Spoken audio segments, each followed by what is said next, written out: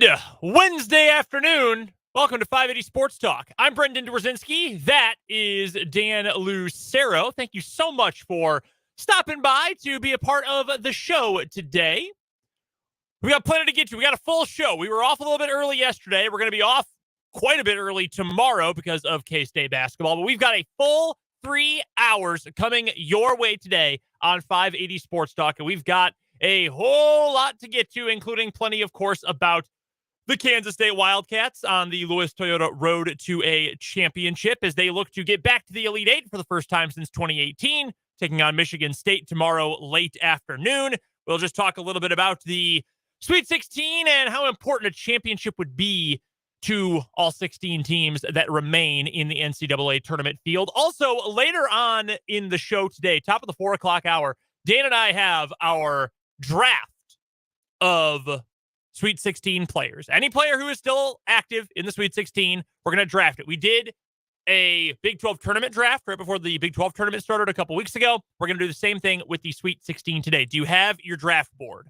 I do have my draft board. Okay. There are going to be some really good big men that don't get picked. Yes, and there are going to be some really, really good guards who don't get picked. Yeah, I think I finished at 17 because I'm sure I missed a couple.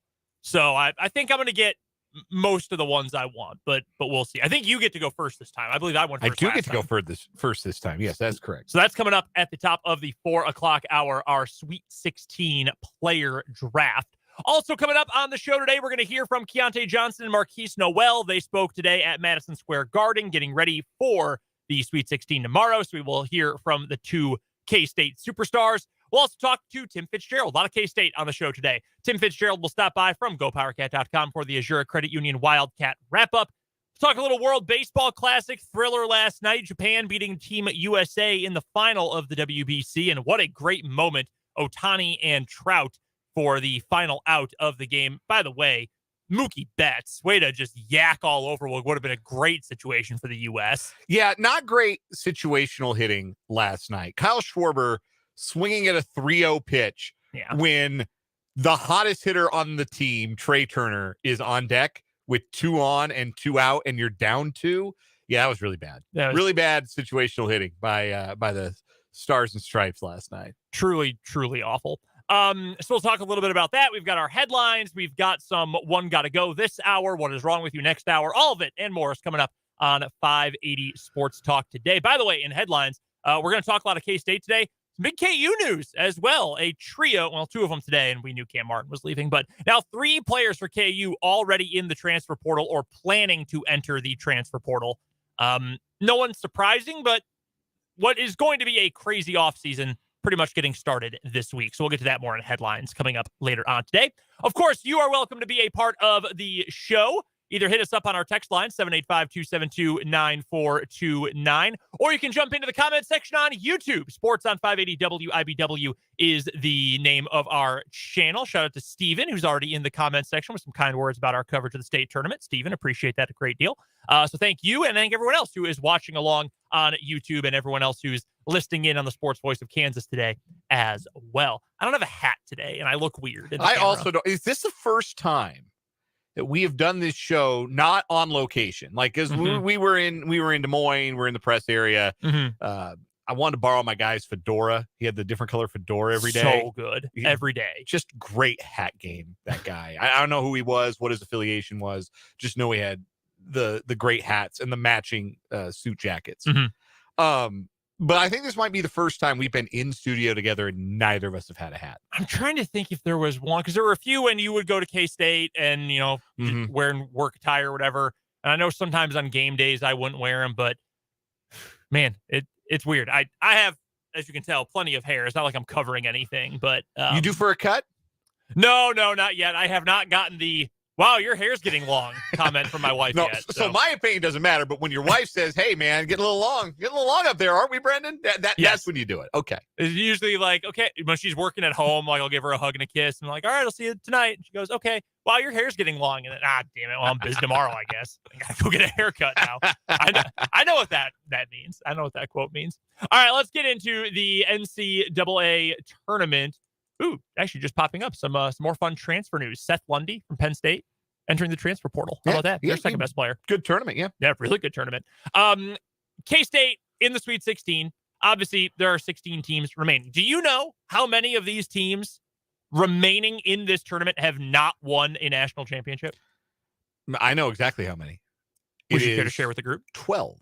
12 of the teams remaining. Of the 16 teams have never won a national championship. UCLA, of course, they got the most. Yep. Then UConn has won, I think, 4.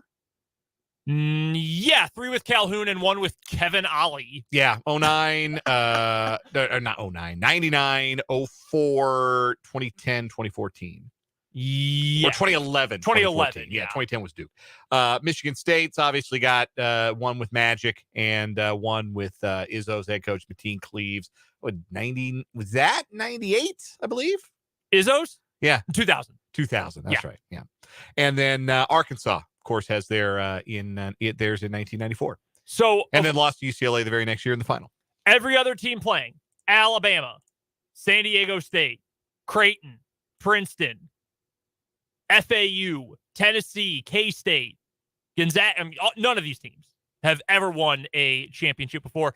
I didn't dive into this to see if that's ever happened before, percentage-wise, at least in recent years. Mm-hmm. That seems like a really, really high percentage of teams that have never done it before. Yeah, I mean, especially when you think last year where you had as blue-bloody of a Final Four as you could possibly have. Just about with KU, Duke, North Carolina, and Villanova, who has made a bid recently. I mean, they got 3 national championships historically. It's not a big number of schools who have more than 2.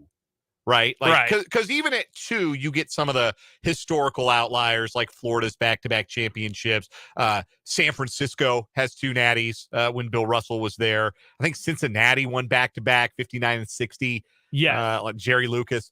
But when you get to 3 or more, that's when you're talking about programs that really have that staying power, that great history.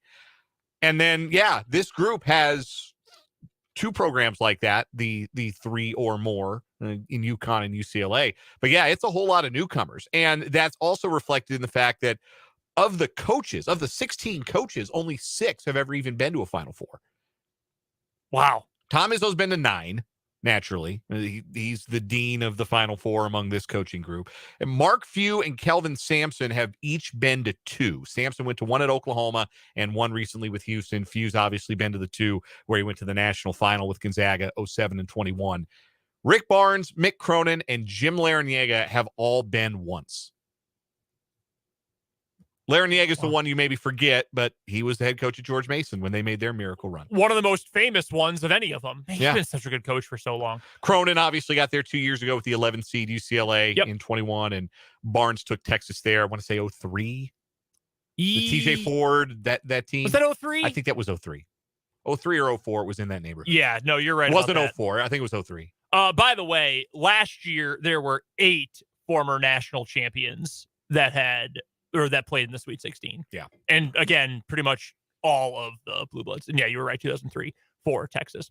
So you posed this question then, knowing that these are teams that they've never done it before. And a lot of them, I mean, you look at K-State, a team that has not been there, been even in the hunt in a long, long time. And they did get to the Elite 8 in 2018. But in fairness, they had absolutely no chance of winning a title that year because Gonzaga also made the tournament and they won the national championship and would have beaten any other team in college basketball history maybe that night. They were unbeatable. But my point... You meant you said Gonzaga, you meant Villanova. Villanova, yes. I'm sorry. I'm still thinking about Gonzaga this year.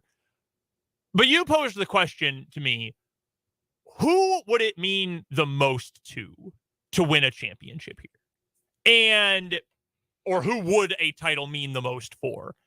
And I think you almost by default have to take out the teams that have won it before. You could probably make an argument for Michigan State and I think that's almost a factor that we have forced upon them because we've spent so much time talking with the Chiefs and Andy Reid, last year with KU and Bill Self.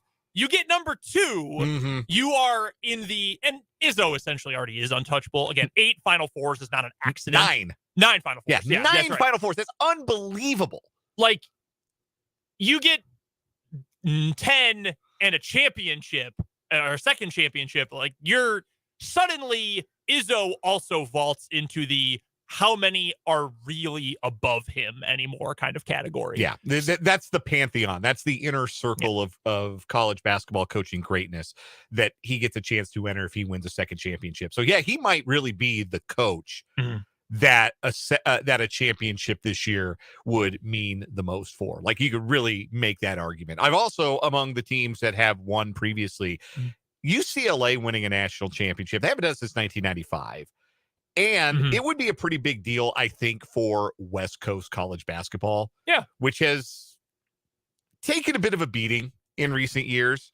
The college basketball in the western half of the country, or the Pacific time zone, however you want to put it, has, it's been a while since there have been there's been a champion out there. I'm trying to think. Arizona 97. I believe you are correct. I believe that is the last Western time zone. I think that is, isn't it? Obviously, I think you're correct. UCLA played in a title game. Gonzaga's played in 2, but it's been a long time. Well, no, wait a minute. I don't want to say anything because I don't want to sound dumb and be wrong. No, that's right. UCLA lost to Florida. That's right. Yeah. That was 06.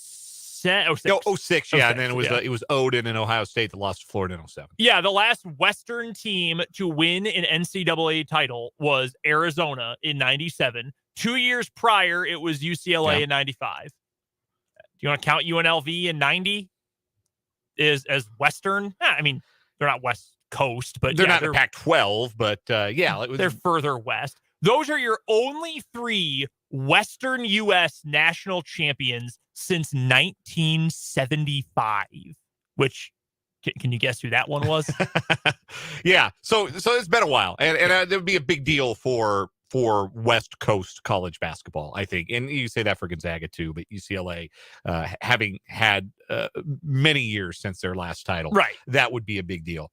But I was thinking about this in terms of like what a national championship for the newcomers. There's 12 teams with a chance to win their first championship. And really, there's 10. Because with all due respect to Princeton and FAU, I think those 2 teams are not going to win the national championship. The only reason I don't consider San Diego State in that is the discussion we had yesterday. They are the oldest team left. Maybe that matters. They would get their 2020 moment because that was, we talked about this the other day.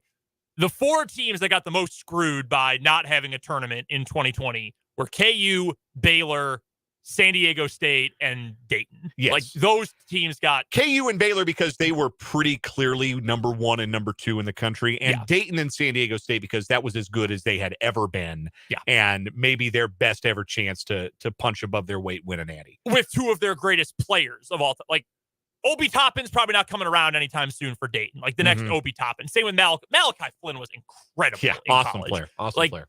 So that would be one of my favorite stories, honestly, if you could get San Diego State. That would all be consecutively then. Baylor, KU, and San Diego State all kind of getting their delayed moment from that year. That would be pretty cool.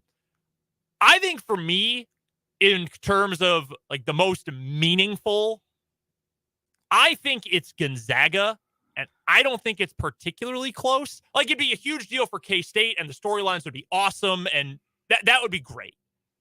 Gonzaga has been on the precipice so many times. They have been so close. They played for a national championship twice within the last decade. Less than a decade. It was the 2017 national title game when they lost to North Carolina, and it was 2021 when they lost to Baylor after going undefeated up to that point. Mark Few is a Hall of Fame coach. He's an all-time great. They've had so many good players come through that program. To me, that would feel like validity or validation for so many good players, so many good teams, and subsequently so many years of you play in a Mickey Mouse conference. Like, it would feel like, oh, okay, whatever, SEC fan, how many titles does your team have? Oh, that's tough because our program has one now. Like, that to me is, I think, the ultimately validating possible option here. I don't think any other program would feel that same kind of validation like a Gonzaga would. That's a good way to make the argument. And I do agree that for Mark Few's legacy, for the legacy of that program to hang a national championship banner in the kennel would be massive. And I would also count, I think, to an extent, that's a Western team, for obviously, sure. winning a national championship. So you get that element as well. The two programs that I think would represent a real turning point potentially in college basketball that could win it all, and one more than the other, are Alabama and Texas. Historically speaking, we're talking about football schools. And Alabama in particular is the interesting one, because what we're seeing in college basketball now, right? We are in the era still, technically speaking, of the one and done, but really we're not, because the players that have the ability to be one and dones are going to college less often. Yes. Like Scoot Henderson not playing a game of college basketball was a big loss for college basketball. And if you don't know who Scoot Henderson is, he's going to go number 2 in the NBA draft. The big Frenchman, Victor Wembanyama, is going to go number 1, and Scoot Henderson is going to go number 2. It doesn't matter who's drafting. That's number 1 and number 2. And a lot of draft people, and you can find this pretty easily online, would tell you in 99 out of 100 other drafts, number 1 pick would be Scoot Henderson. He just happens to be going up against a 7-foot tall, the big baguette, Victor Wembanyama. So there are a lot of those guys who would be like program altering talents or must see college basketball players, even if only for 1 year, that aren't making it to the college game anymore because there's G League Ignite, because there's Overtime Elite, because there are opportunities to play professionally overseas in New Zealand or wherever. RJ Hampton did that. LaMelo Ball did that. RJ Hampton. Yeah. So like those 5-star, no doubt about it, lottery picks are not all going to college like they used to. And when those kids go to college, typically they were picking the blue blood programs. They were going to Duke. They were going to North Carolina. They're going to Kentucky. They're going to Kansas. They're going to UCLA. They're going to those blue blood programs. When you have fewer of those guys, that means that the best talents you're getting into college basketball are maybe less of those obviously NBA ready guys, but the crazy athletes, the kids with the 7-foot wingspans, the kids with the 40-inch vertical leaps who just need a little bit of refinement. 1 year of playing college ball, 1 year under a really good college coach, 1 year in a college strength and conditioning program. Maybe it's just 1 year, maybe it's 2, maybe it's 3.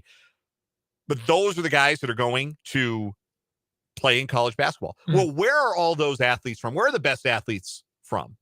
Don't think too hard about this. Where are the best athletes in the United States right now? Because the answer is kind of where the balance of power is in football, right? It's the South. It's the South and the Southeast. It's the American South and the American Southeast. That's where the best athletes are. And now some of those athletes are choosing basketball, and some of those athletes are staying closer to home. And so that's how you get like an Arkansas team who's an 8 seed, but they got 4 NBA guys on that roster. That's how you get an Alabama team with a talent like Brandon Miller and players like that to make that a number 1 seed at a program where you talk about an afterthought for years and years behind their football program is now 4 wins away, and many maybe consider the favorite to win the national championship. An Alabama national championship, I think, would signal a sea change in college basketball, that the balance of power is moving to the Southeast, the South and the Southeast, and that the SEC might eventually be the league we talk about as the best college basketball league in the country. I'm not writing off the Big 12 and saying, the Big 12 is going to be a bunch of bums now. No, that's not what I'm saying. I'm saying that the balance of power, the caliber of player, the caliber of athlete to win national championships, you're starting to see that, I think, more and more in the SEC. Texas is a little different in that regard because they've got such a veteran team, and they might go down as a bit of an outlier if they do win the national championship, because you'll look at all their old guys and all their transfers and say, that was a weird one. That was very much a championship of its time. But that's still a Southern program that's moving to the SEC in 2 years. And I could potentially, use a season and a championship as a building block to continue to move some of that power in college basketball away from where it has traditionally been, the Big 12, the ACC, the Big 10, and move it further into the SEC. Because what the SEC also has now is more investment in basketball than they've ever had, because they got piles and piles of money. Yeah, they do. Piles and piles of money from their TV deals, from the success of their football programs. Those athletic departments have money coming out their ears. More money than they know what to do with. So, hey, maybe let's spend it on basketball. Maybe let's hire the best coaches, keep them around longer, build new facilities, recruit at a higher level. And I think that a title for, and you can include Arkansas certainly in this discussion too, but a title for Alabama in particular, I think would maybe mean the most for that program and mean the most for where college basketball might be headed. I wanted to add on one point when you mentioned where the best athletes are and how, population shifts have shifted. And this is, I know, more of a geopolitical, geosocial kind of thing, but population shifts have been more toward the south, to the southeast, toward the state of Texas as well. Mm-hmm. KU, which is not going to win a national championship this year, but won the Big 12, is and obviously won last year, is one of the blue blood powers of the sport. Do you know what state is the most well represented on the KU roster for this year? Texas. 5 players from the state of Texas. No other state has more than 2 players, I believe it is, on the entire KU roster. Now, granted, one of those players, 6. I miscounted Michael Jankovic. That doesn't really count. But you have Jalen Wilson, Texas kid. Kevin McCullough, Texas kid. Zach Clements played high school ball in Wichita, but he is from Texas originally. Zuby Ejiofor is a Texas kid. KJ Adams is from Austin. These are the only reason that Jankovic is from Texas is because dad coached at SMU. Like, that's where there's a lot of talent. Now, we know Texas is a football state. Same with Florida, same with Georgia, same with Alabama. More and more, especially in Texas, there are more basketball players there, too. I can understand why that would signal something of a, hey, by the way, we are here to stay. Like, this is our territory. Look at what we are able to do with these guys in our own backyard. It's just kind of an interesting geopolitical kind of element to this. Real quick, to sum up this discussion, as far as Kansas State goes, what do you think a championship for Kansas State? If Kansas State is the team that goes 4-0 from here and wins a national championship, what does that mean for Kansas State basketball? What does that mean for Kansas State? It means that you instantly have a clapback now when KU fans tell you don't have any national championships. You hang NIT banners. Hey, that's not nothing. No, I mean that entirely seriously. Like, your school's never won anything but meat judging. Oh, wrong. Actually, see that one? See that one? 23. You see yours? 22. Hey, which one was more recent? Oh, ours. That's right. That's up there. I mean that entirely seriously. Like, I think the rivalry is dumb in a lot. It's a real rivalry. Don't get me wrong. I'm not one of those, those folks. But it's dumb because it's always the same thing. And usually people argue about things that the other school could not care less about. Right. Like K-State fans making fun of KU for getting like public funds for the new stadium. I don't care. I could not possibly care less about that. And KU fans do the same thing to K-State all the time too. But now, hey, we got that banner now. You can't make those jokes anymore. You can't say we don't have any national championships. You can't say we hang NIT banners. You can't say we haven't been to a Final Four in 60 years. All that is gone. Look at what we have right now. Obviously, KU's got the national championships, but Kansas State fans will not hesitate to point out that up until 1988, the tournament histories and the success in the Big 8 conference, Kansas and Kansas State were pretty darn close. Super in close. That regard. They were peers when it came to basketball. And then Kansas hit the gas after 1988 and left Kansas State in the dust. A national championship for Kansas State means they've caught up. Yeah. That in one fell swoop, in 1 year under a new head coach, you've caught back up. And now you can be peers with Kansas as the Big 12 enters a brave new world. And that would rip the ceiling off of the possibilities for what Kansas State basketball could be. And that's meaningful. That is absolutely meaningful. We've got a lot more NCAA tournament talk to get to coming up today. Right now, though, we have to get to our first commercial break. And coming up after this, we'll play One Gotta Go on 580 Sports Talk.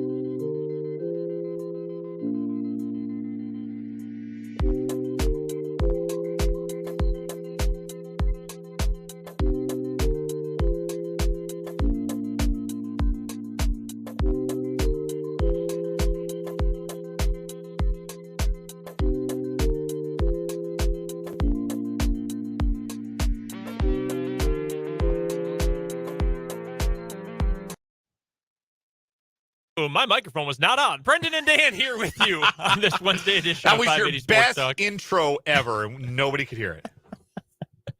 Oh, my gosh. We're just one of those days. Thank you so much for being a part of the show here on 580 WIBW as well as on YouTube at Sports on 580 WIBW. It's time for One Gotta Go. We'll get to a quick round of this because we've got some K-State player audio we need to get to. Well, I've done the One Gotta Go, well, the reverse One Gotta Go with the cities that are hosting the regionals for the NCAA tournament. Yeah. Well, we've got 4 beach towns in the Sweet 16s. We're going to go with those 4. You have to pick one that you want to go to. Okay. Actually, I take that back. Which of these beach towns would you least like to go to? That's fine. We've got San Diego State, Miami, UCLA and Los Angeles, and Boca Raton and FAU. I'm out on Boca Raton. You're out on Boca. I'm out on Boca because I think I'd be the youngest person there by a solid 30 years. It's my understanding of Boca Raton. See, I have 2 concurrent understandings of Boca Raton. It is for people unlike me because they are much older than me, or people unlike me because they are not married and attached and have a little more, I don't want to, freedom's not the right word, but are more at liberty to explore some things. So you were saying if you were older and less married, that Boca might hold a little more appeal. If I was 58 and single. No, yeah. If I was like, if you had asked me this question, like 2018, like the first tournament when I worked here out of school, I'd been like, oh, hell yeah, Boca Raton's on the list. Hell yeah. Now, though, no, I think I am beyond the need for Boca. I've never been to Miami. I've actually never been to the state of Florida. I'm going to change that this summer. Got a vacation plan for this summer at St. Petersburg area, but never been to Florida, but I have been to Los Angeles. I have been to San Diego, and I like both places very much. San Diego's awesome. Great. If you haven't been, San Diego is a place you should try to go to. Awesome food, great location. Love San Diego. San Diego's sick. The weather's perfect every single day. That is true. Yeah. Just a shame they couldn't keep their football team. Yeah, no kidding. And they're also home of the worst baseball fans in the world, at least on Twitter. Really? I don't interact with Padres fans at all. No, I don't know it. There is no worse Twitter than Padres Twitter. It is appalling. You know, I have come to, at least for the main 3 U.S., hockey, but like NFL, NBA, MLB, I definitely know at least a couple fans of every NFL team. I know someone personally who's a Jaguars fan, which is very odd. I think I know someone who follows every NBA team because it's such a superstar league anyway. Geography doesn't matter as much. I do not know a single Padres fan. I know one, and he was one of my professors at DePaul. Really? Yeah. Huh.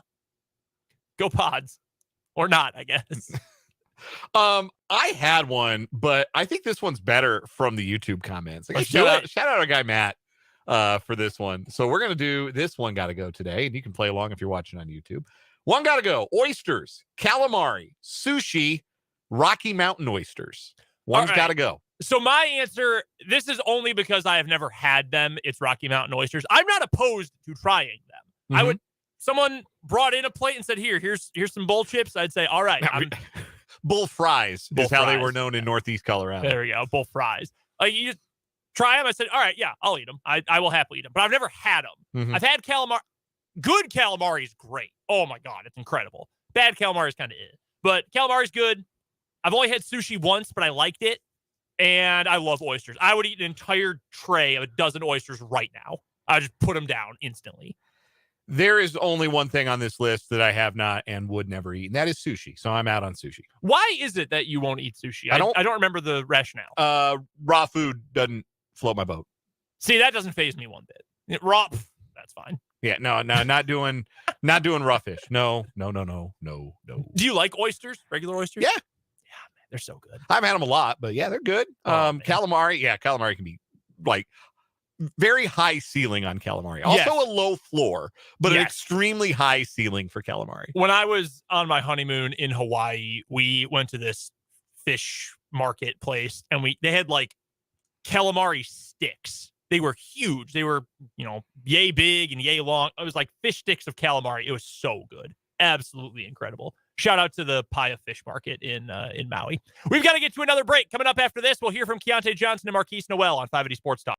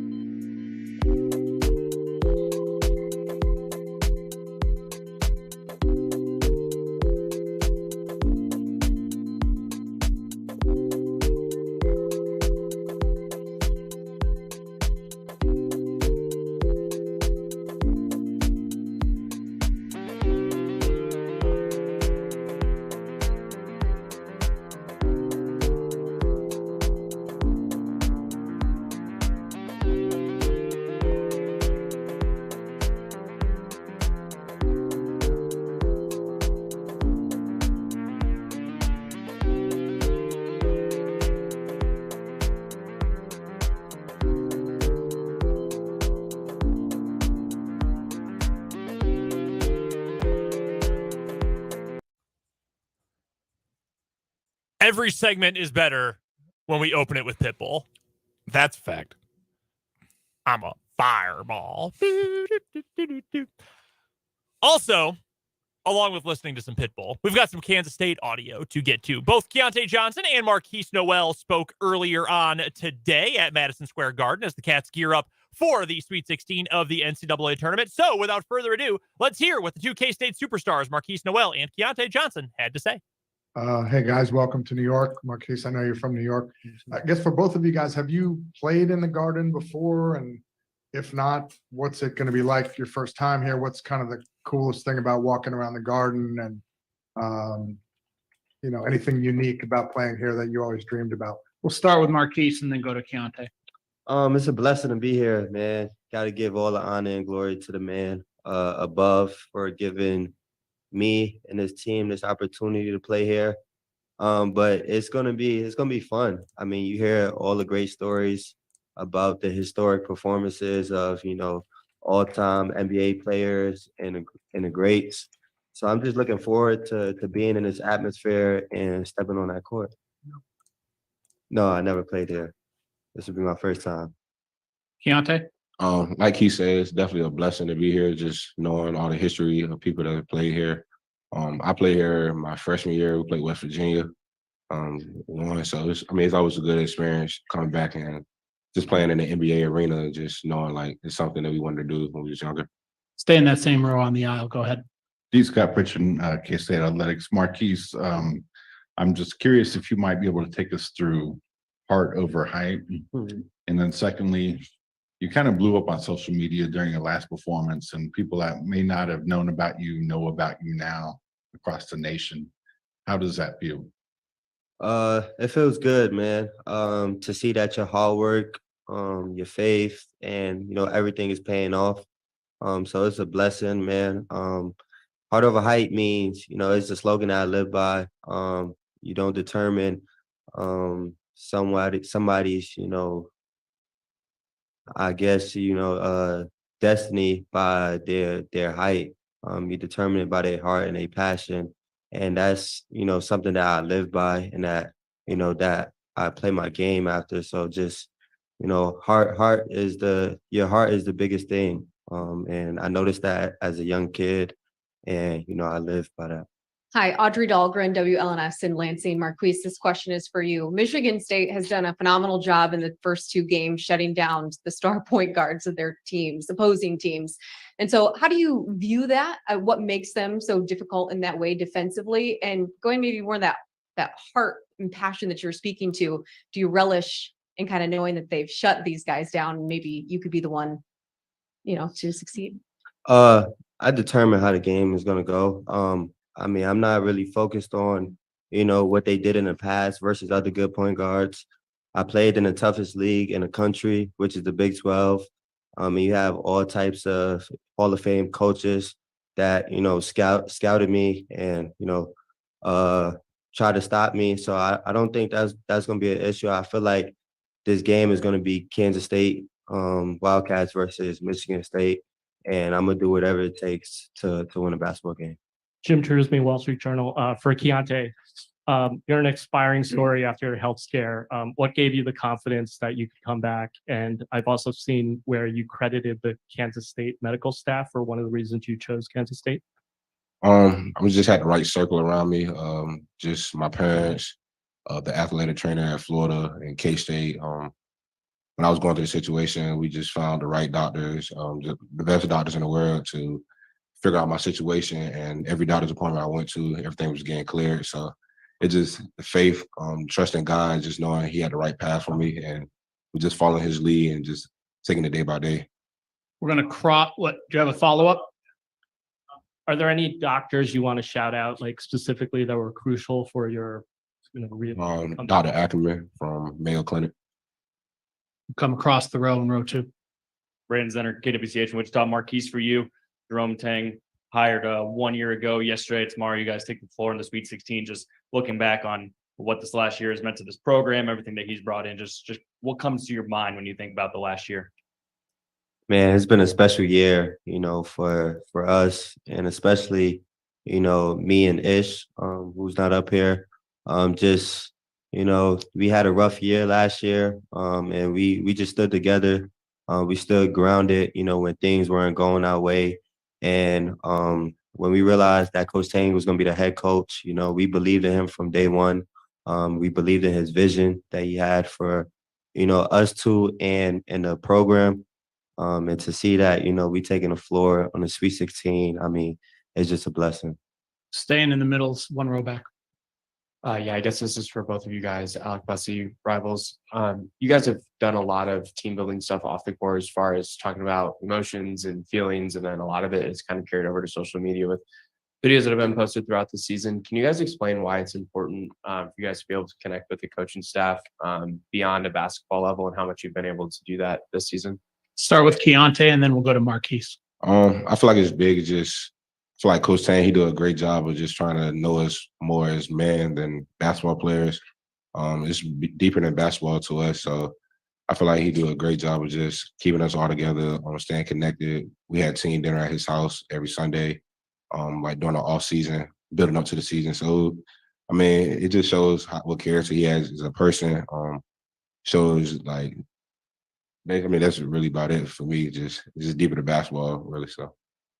Yeah. To piggyback on what he said, I mean, it's deeper than basketball, you know, with this program and this coaching staff. They do a very good job of making sure that they know, you know, each player on his team. They want to know how you're feeling on a day-to-day basis. They want to know, you know, what you're thinking, you know, so it's deeper than basketball, you know, being at K-State. And, you know, that gives, you know, players confidence to trust in their game plan, trust in them, and, you know, want to learn from them because, you know, they do a good job of making sure that you are, you know, well on and off the court. So, you know, you got to give a credit to the whole coaching staff, to Gene Taylor, and everybody behind the scenes that go into winning. So. Christian Arnold, AM New York. Marquise, this is for you too.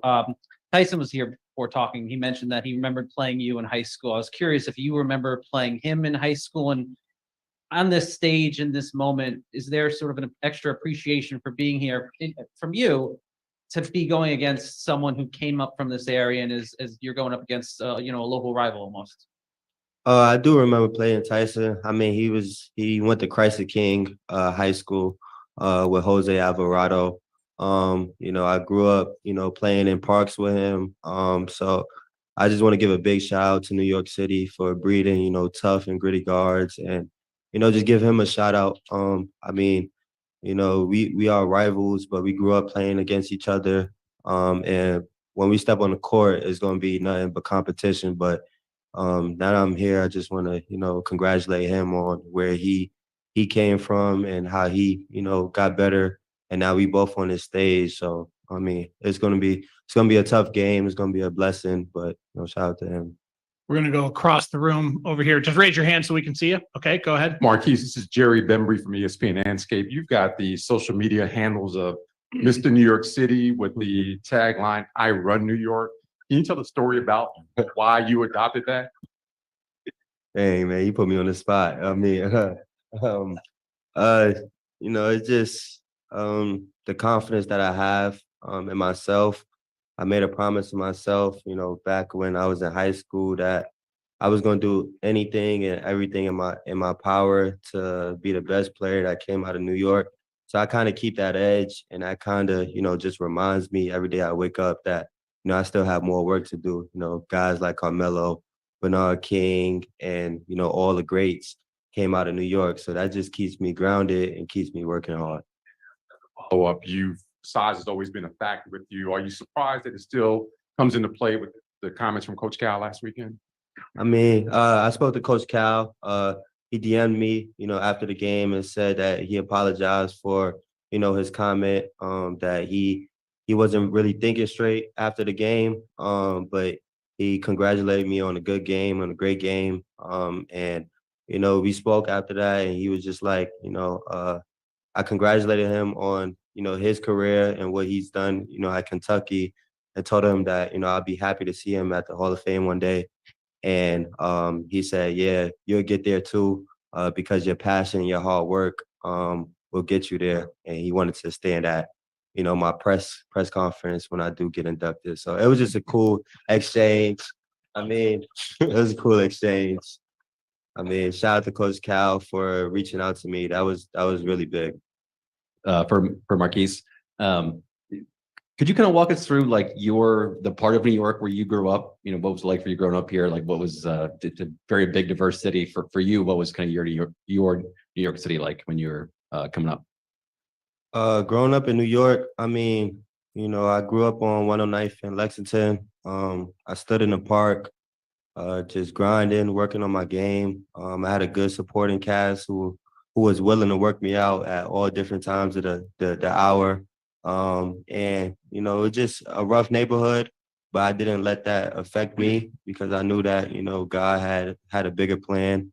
But I had my big brother, my father, my uncles working me out, every day, for a moment like this, standing here, being here in Madison Square Garden. Ralph Russo with the Associated Press. Marquise, it's going to be another New York question. You talk about gritty, tough guards. Why? Why does New York produce gritty, tough guards? And are there some that you sort of idolized?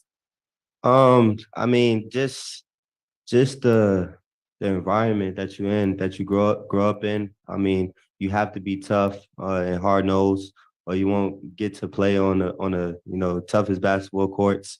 So that's kind of how I grew up. And I grew up watching, Kemba Walker, Isaiah Briscoe, Isaiah Whitehead, and they all did some legendary things, in their career. And, that inspired me to keep working hard and, do similar things that they've done.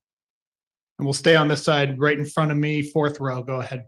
Zach Braziller, New York Post. Marquise, do you feel like you've proven a lot of people wrong? And coming out of high school, you went to Arkansas Little Rock and you talked about the height thing. I mean, just to even be where you are, do you feel like you've overcome odds?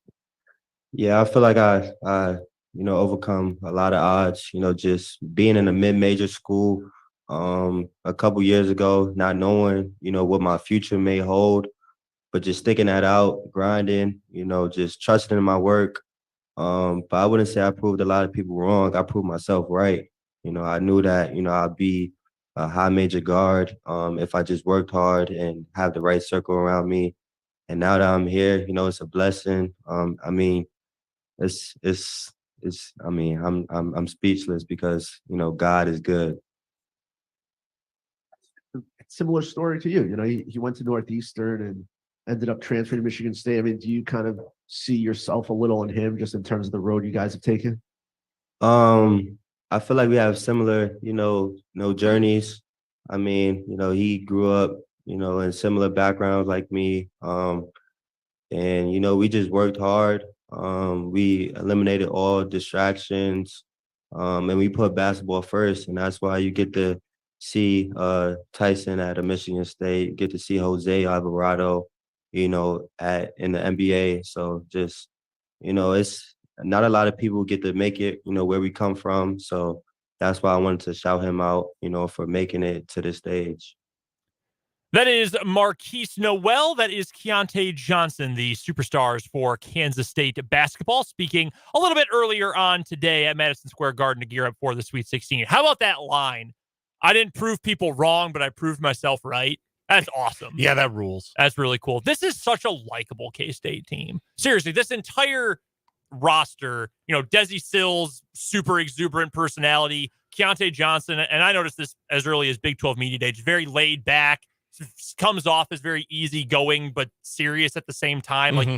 Like things are intentional when he speaks. And I mean, Marquise Noel is such a great story. It's just and Jerome Tang is obvious, and his whole staff wildly likable. And it feeds from the top, and the joy that they play with, and the love that they have for each other, their teammates. That comes from the very top, and that has made them a very, very easy team to. I think for people who are outside of the state of Kansas who might be observing this tournament, a team that they can really kind of grab onto and bandwagon on a little bit going into this week. I mean, Noel is that ultimate guy, right? Like transferred from a small school, undersized, 5 foot nothing, 100 and nothing. Yeah, and he makes crazy shots, and he is just. It's a very easy team to root for, and I've seen responses from the Crimson and Blue side of the audience too, who said, yeah, I wish I didn't like this K-State team as much because I really do like them. They're really fun to root for. We've got to get to a break here at the top of the hour. We'll do our Sweet 16 player draft up next on 580 Sports Talk.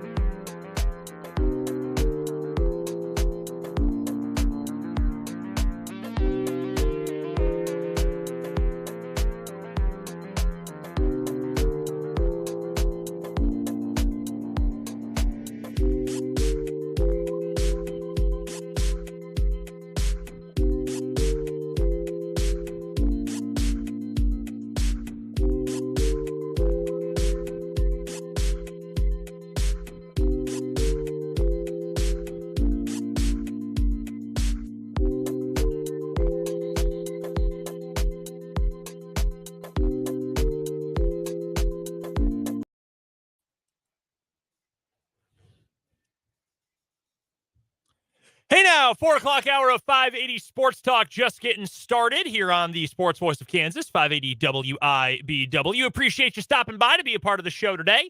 You're welcome to continue being a part of the program over on our text line. Text in at 785-272-9429. Your thoughts on anything we are talking about on the show today.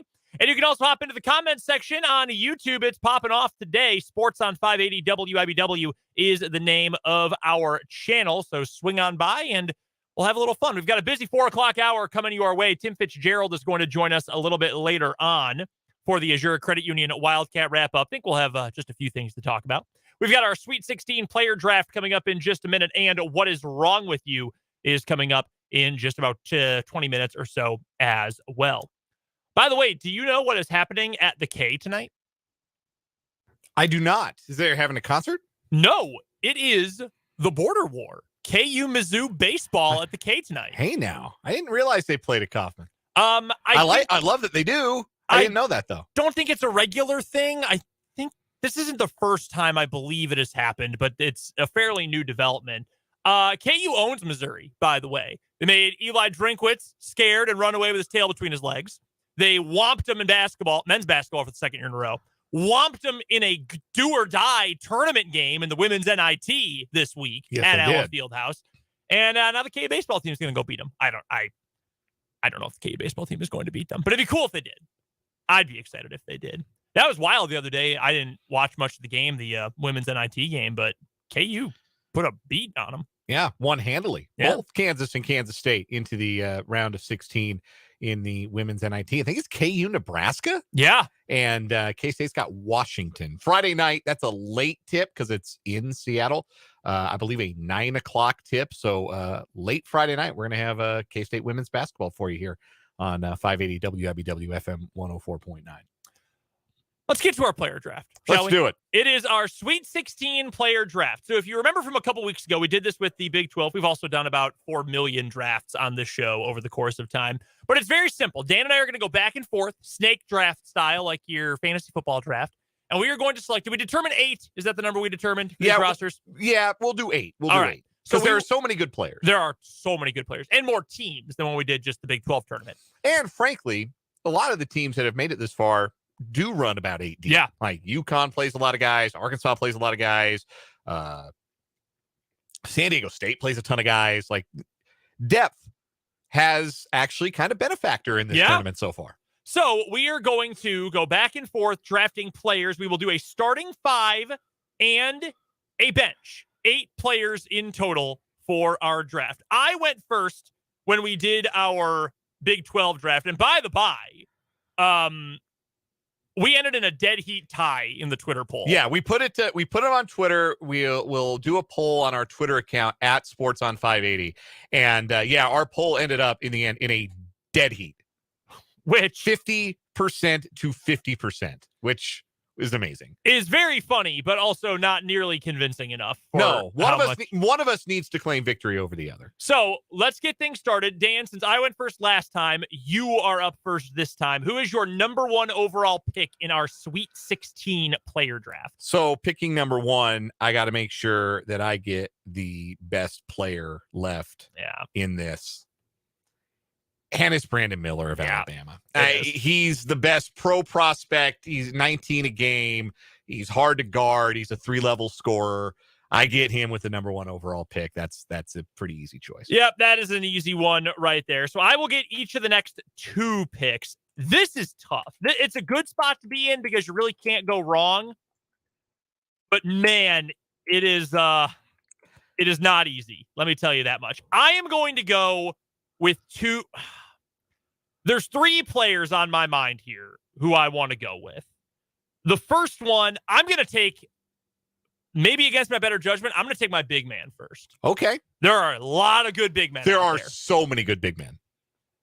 I think this is the best of the bunch. Sanogo is really good. I think Ryan Kalkbrenner is still underrated as a player. I'm going to go with the guy who's played for a national championship before, though. I'm going to go with Drew Timme. Yeah. I think he's playing some of the best basketball of his career now. He's playing great. How do you pass up an All-American? So I'm going to go with Drew Timme, and I'm going to use that exact same logic, I think, to pick my next player as well. I know he's been a little bit banged up. but he's an All-American for a reason. He is the best player on a team you could argue, at least the math would argue, was the best team all year. I'm going to go with Marcus Sasser of Houston with my second pick. Okay. I had a few different vets I thought about going with there, but I love Sasser's game. Houston can be annoying to watch, but Sasser is a stud. So I will go with Marcus Sasser with my second pick. Two good picks. Thank you. So I get back-to-back picks here. You do. I am taking a lead guard with my second pick, and I'm taking a guy that I know is tough as nails, is going to make his teammates better, a first-team all-conference player. I'm going Marquise Noel in this spot. I was considering him there. You need a good point guard. Marquise is going to run point for me because he can obviously score and shoot, and he's got range, and you have to guard him on the pick and roll 30 feet out. Otherwise, he will pull the trigger. Yep. But he also thrives on making his teamimates better. Yes, and I'm trying to get guys who I know are gonna score and do their thing on the wing. Alongside Noel in the backcourt, there are a lot of again really appealing options here, and it would not be it. Yeah, man. I could take another guard, get a combo guard in there with him, but I think there is some value to be had at guard, so I'm going to wait, and I'm going to go ahead and I'm going to get a guy who I think can get it at both ends really, really effectively on the wing. Jordan Hawkins of UConn. Jordan Hawkins of UConn. That is an interesting pick. I like the pick. And I'm happy that you made that pick as well, because I was worried you were going to take my next one. Jordan Hawkins. I like that pick. At 6'5", guard every position, averages 16 a game. Really, really good player. He is a very good player. I had him on my list as well.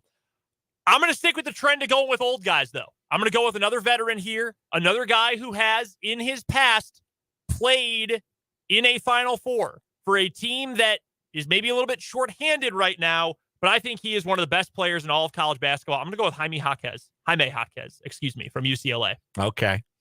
On the wing. I just like Jaquez's game. Again, I'm going with old guys here. We talked all yesterday about veterans, guys who have been there, the experience. I want a lot of that, so I'm going to go with Jaime Jaquez right there. Okay. This puts me in a little bit of a difficult spot in terms of who out there is still available. I think my next pick is a risk. I think this might be a little bit of a reach, but you may notice I need a point guard here. I got scorers. I got guys who can get it. I got one guy in Sasser who is willing to give you 100% effort on both ends. I need a point guard, and I'm going to take Marcus Carr from Texas. Guard play matters in the tournament. I want to make sure I've got shot makers, and I want guys who are not scared to take the last shot. There are times when Marcus Carr is going to tell you, yes, I am going to take over this game, whether it's the right thing to do or not. But I want a guy who's not afraid to take the last shot. I want that guy running the offense for my team. I'm going to go with Marcus Carr. Marcus Carr running the point. That's pretty strong. Him and Sasser together. That's a very tough backcourt. I am going to take. I guess we're going to go a little small. We're going to go 3 guards. Okay. On my team, I'm going to take Sule Boom of Xavier. Nice. Oh, I love that one. I love getting Sule Boom. A combo guard, bucket guy, versatile defender. Hawkins is going to play the 3 for me. Okay. I know it's 6'5", maybe, that it's a 3-guard lineup effectively, but he's a good enough defender, I think, to handle that. And then Brandon Miller play my stretch 4. I like that. So I need that is a small lineup. Yeah. So I better get a big man who can guard, right? Ryan Kalkbrenner from Creighton. I figured that would be the pick. He is a stud. I think he is the best defensive player of any of the bigs left. And he averaged 16 a game this year too, on like 70% shooting. He's a stud. He is a superstar. A healthy Ryan Kalkbrenner, KU does not win the national championship last year, in all likelihood. Yeah, that was a break, not having to play him. It was. Oh, my God, it was a huge break. It was an absolutely massive break. That's a good pick. All right, so I've got Drew Timme, Marcus Sasser, Jaime Jaquez, and Marcus Carr as my 4 right now. You need a wing. I do need a wing. I want someone else who can score. And I'm not going to let you get both of the homer picks and get the get the homer votes on the Twitter poll. I'm going to take Keontae Johnson. All right. He's a stud player. I'm not only doing this for voting purposes, but Mhm. I want someone else who can score. I need some wing help. I have. Is this all 50-year seniors? I don't know what Sasser's year is. Hawk, for you, I think they might be. Yeah, you got some gray beards, man. Yeah, I want the vets. Yeah, Marcus Sasser's 22. I know Hawkes is old. I know Timmy is old. I know Carr is a 5th year. Look, I want the vets. I want the experience. So yeah, that's my 5. Keontae Johnson, Marcus Carr, Jaime Hawkes, Marcus Sasser, and Drew Timmy. We are now on to the bench players. We've each got our starting 5 right now. And I'm so freaking mad that you took Ryan Kalkbrenner because I was thinking, oh my God, I've got the best 6-man. I got Kalkbrenner on the bench. Oh my God, this is great. I'm going to go with another. Oh man, that feels like a reach. The player I want, I feel like, is a reach. So I'm instead going to go with a player who I just saw wax my favorite team this past weekend. He was the best player on the floor in the round of 32 in Des Moines. I'm going to go with Devo Davis from Arkansas. All right. That's a good pick. I like Devo Davis a lot. I was a little bit worried that he might go in the starter portion of this draft, but I'm going to go with Devo Davis. He's a stud. Devo that Davis. They Really were good an pick. 8. That is outrageous. Outrageous that team was an 8 with that much talent. So that'll be my 6-man. All right. Man, there are so many good bigs. There are so many good big men. There are so many good bigs. And you have gone with the young guys or the old guys. Mhm. I'm going to go with a young guy. I'm going to take Jarris Walker from Houston and tell him, you're coming off the bench. Just get every rebound and block every shot. That's your job. Get every offensive rebound and block every shot. Jarris Walker is a man among boys, even as a freshman. Yes, he is. And I really like the effort level at which he plays. I like that pick. Get some energy off the bench. And then another guy I'm going to take. I mean, we are in the bench portion of this. I'm going to take the best reserve in the country. I'm going to take the 6th man of the year in the Big 12. I'm going to take Sir'Jabari Rice from Texas. Sir'Jabari Rice. I like it.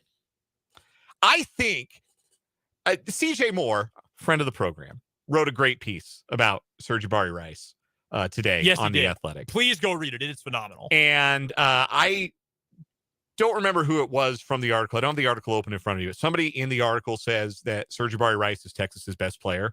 And honestly, before Dylan Dessou turned into prime Tim Duncan the last 2 weeks, I was almost inclined to agree.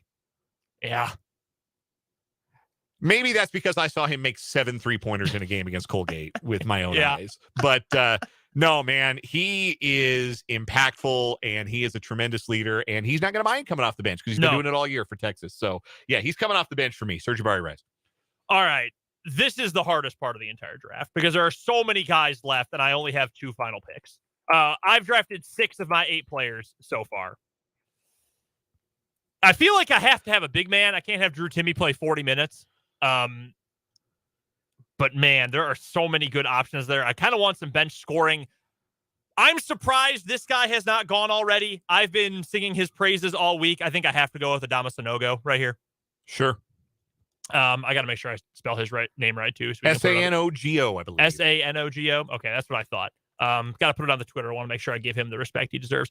He's been a monster all year long. If you ever watched a UConn game this year, you probably saw him and thought, oh my God, this guy's a freak. And my Twitter, every single time UConn played, which was often on like Wednesdays and Thursdays at 5:30, everyone said, oh my God, this guy's a freak. So that's going to be my bench big, Adama Sanogo from UConn. I love watching his game.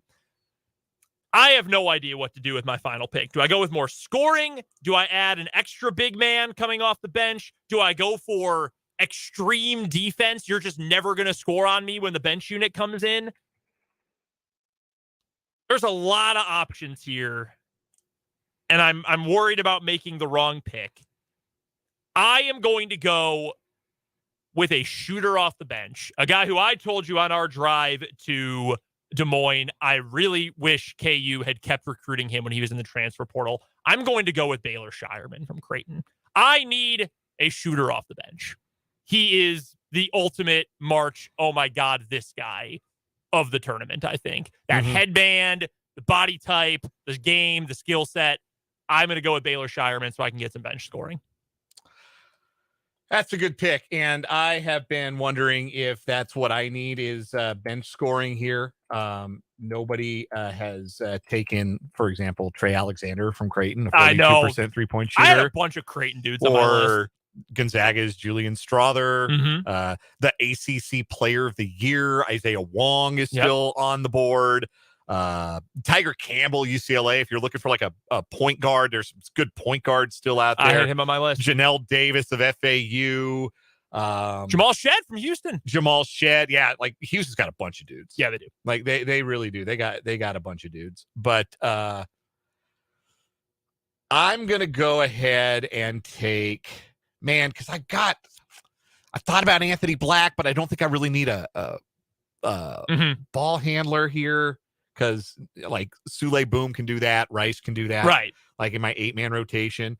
I'm not real big outside of Kalkbrenner. Like I'd have to play a small ball setup with this current lineup. So I'm going way off the board for my last pick. You're gonna have to look up how to spell this one, pal. Tosun Awoma from Princeton. Wow, that is way off the board, but I respect it. I respect the bold pick. Princeton's got a lot of names. It's EVBUOMWAN, and all of that is pronounced Awoma. Interesting. Do you know what his nationality? Oh, he's from England. Yes, born in Newcastle. I don't know what his what nationality that would be to come up with that kind of pronunciation. And again, not huge either, 6'8", but plays big. Yeah.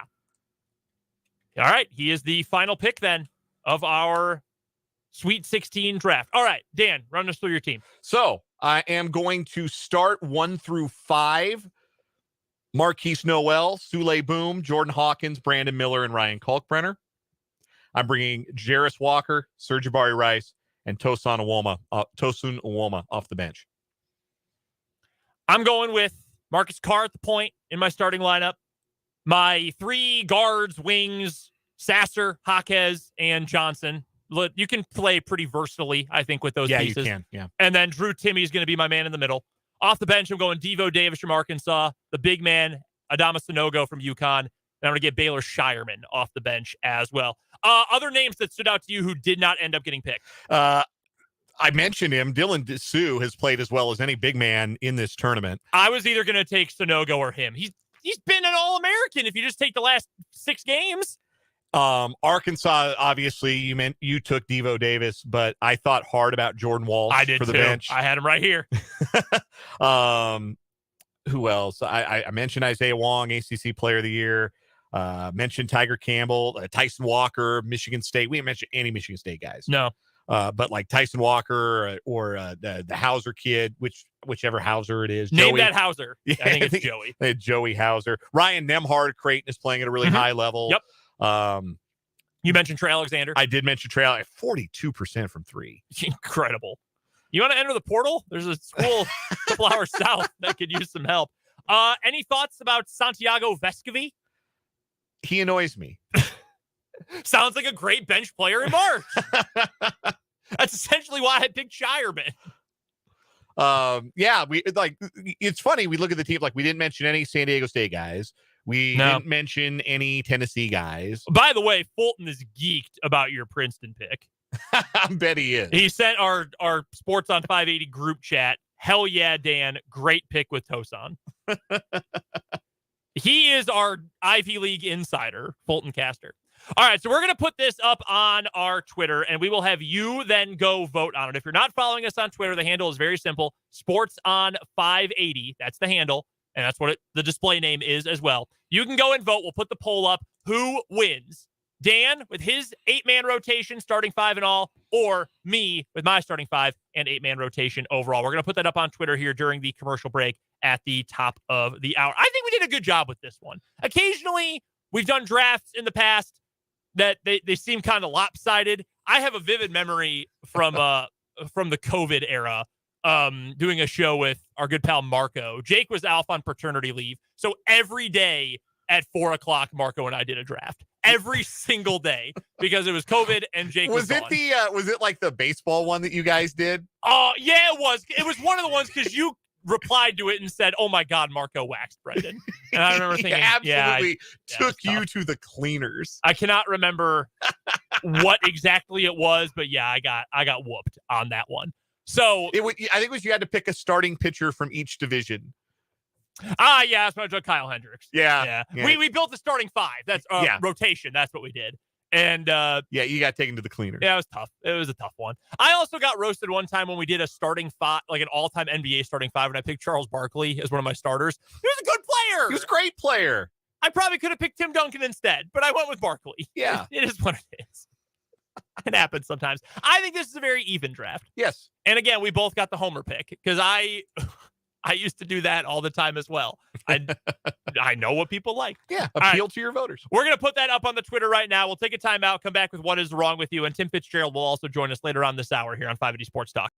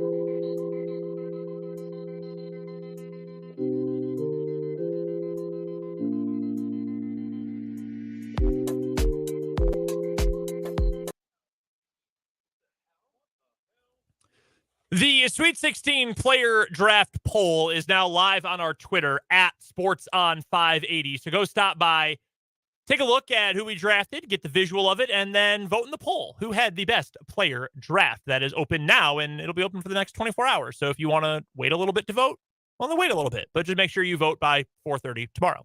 Right now, we have our What is Wrong with You for today before we get to Tim Fitzgerald in our Azure Credit Union Wildcat wrap-up.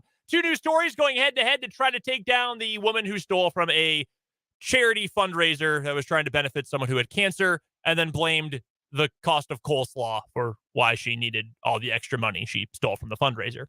Dan, why don't you go first today? So we're going to Greenville, South Carolina. All right. And we meet some gentlemen who are police officers, and we're talking like Super Troopers type of plot line here. This is something that I swear is straight out of the Broken Lizard film universe. The Greenville County Sheriff's Office launched an investigation on February 22nd after a deputy shot another deputy during a training exercise in Abbeville County. Awesome. The sheriff's office said the deputies were training with blank rounds during a controlled exercise near Industrial Park Drive. After the training exercise, deputies were securing their equipment when one of the deputies fired a blank round from a simulation gun at another in an act of horseplay. That word is in quotes in the story. The second deputy responded by firing back, but he had forgotten that he had already switched back to his duty weapon and that those were real bullets in there and hit the first guy in the foot. The injured deputy was taken to the hospital, treated, and released. Both of the deputies have been disciplined for careless use of a firearm and improper handling of a firearm. Were given a 10-day suspension and will undergo remedial training. A supervisor who failed to monitor the handling of firearms has also been punished, receiving a 3-day suspension and remedial training.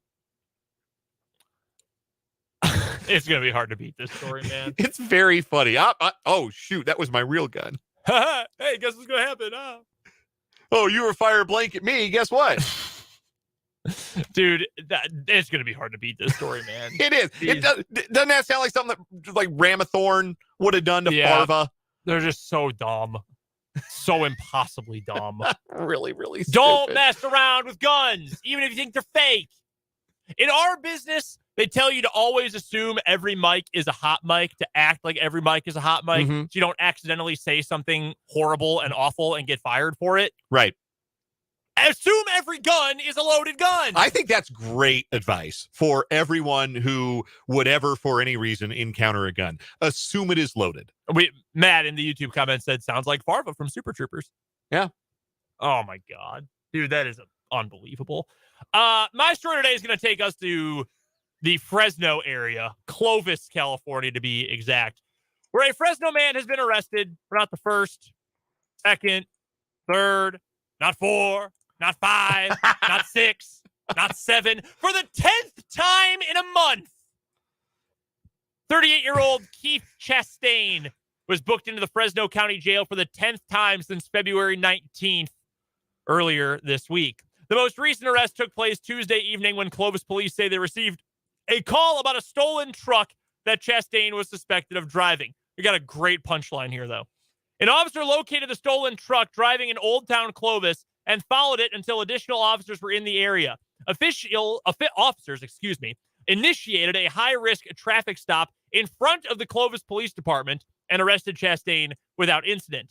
Officers say he was the only person in the stolen truck and that he was on the way to pick up his personal property from the police department when he was arrested. During these 10 arrests in 31 days, Chastain was arrested by Clovis police 6 times and by other agencies 4 times. He is facing 18 felonies, 15 misdemeanors, with charges including stealing 6 vehicles, DUI, vandalism, fraud, possession of a controlled substance, and more. I think that with the 10 arrest, he's filled out his punch card and he can take it to any Subway in the Fresno area and redeem it for a free cold cut combo. Man, that's just, if I got arrested once, I feel like the chance of recidivism would be pretty low. I'd think I'm never doing this again. Twice, certainly, I am going to leave this life behind. This dude's been arrested 10 times in a month. He stole a car to go pick up his things from the police office. Hey, you got to come get your stuff. The police department, the police building. Police office. The police office. Hey, that's not wrong. No, it's not. There are offices there. Oh, man. Yeah, 10 times. That's too many. He also, non-visual medium, but his mugshots, he tried a different pose in a lot of them. Sometimes he tried to go a little more in profile. Really, one of them he shaved for. Yeah. Thought, they'll never expect it's the same guy. Well, no, they certainly did. And so that was his second arrest. So after the first one, just a few weeks later, he got arrested again. He shaved it all off. And now he gave up on shaving. It is now full beard and all the rest of them. Who do you have winning today? I got to go with the Super Troopers. What idiots. Oh, my God. Horsing around, firing blanks at each other. I think that's the winner for the week. I think that, this one is funnier than that awful woman who stole from the cancer patient. Yes. And 2, they shot each other. They did. Just goofing around. Haha. It's got blanks. Pow! Not so much anymore. That one's loaded. And thank goodness he only shot at his foot. Yeah, no kidding. put a bullet like, oh, I'm going to shoot you in the head. Oh, no. Yeah, that would not be a what is wrong with you. Oh, my God. That would be disqualified. Yes, it would be disqualified. Under rule number 1 of what is wrong with you. Rule 1 of 1. All right. The real life Super Troopers, they are our new winners for the week in What is Wrong with You. Let's get to a break. Tim Fitzgerald will join us next for the Azura Credit Union Wildcat Wrap Up on 580 Sports Talk.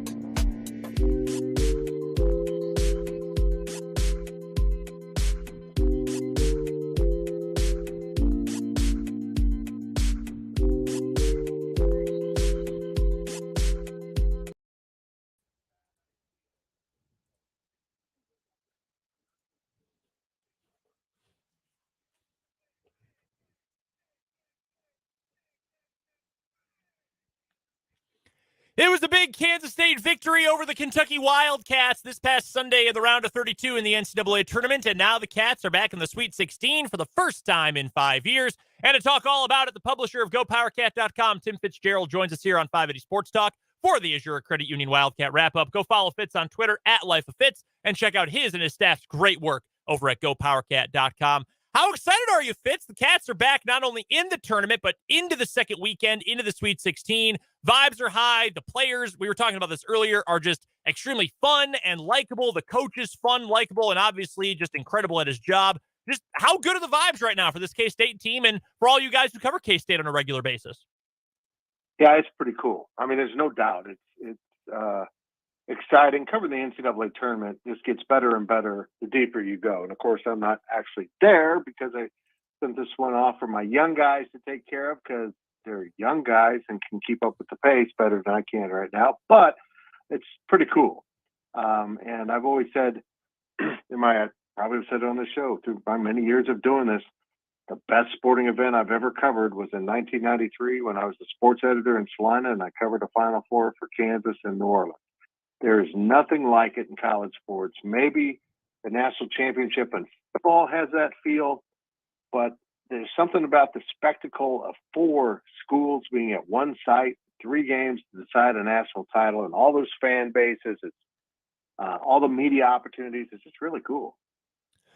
Let's go back to Sunday and that game against Kentucky. And Oscar Tshiebwe was getting whatever he wanted in that first half. But as the second half went on, it was clear that K-State had figured out how to neutralize him as best as possible. And that really, right around halftime, right after the half, it felt like K-State started to pull ahead and started to feel like truly the better team in that game. And I know it was close fits, but I really did feel for that full second half like K-State was the better team. And even when they fell behind, it felt like Kentucky was kind of playing catch up. Did you feel the same way as that game progressed?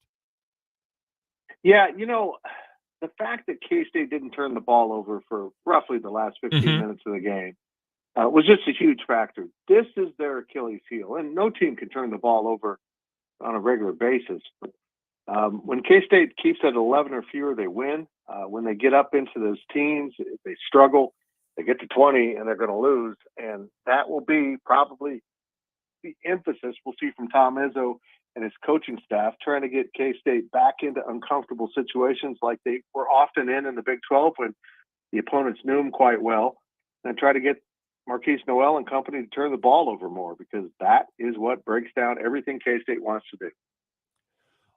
I thought Marquise Noel going into this tournament would have a moment where either some of those crazy shots he's made all year might doom K-State because they start not falling and maybe the Wildcats settle for them a little bit, or he would turn into an all-time March hero because those shots would fall and it would propel K-State to a huge victory. Thankfully, we got the latter.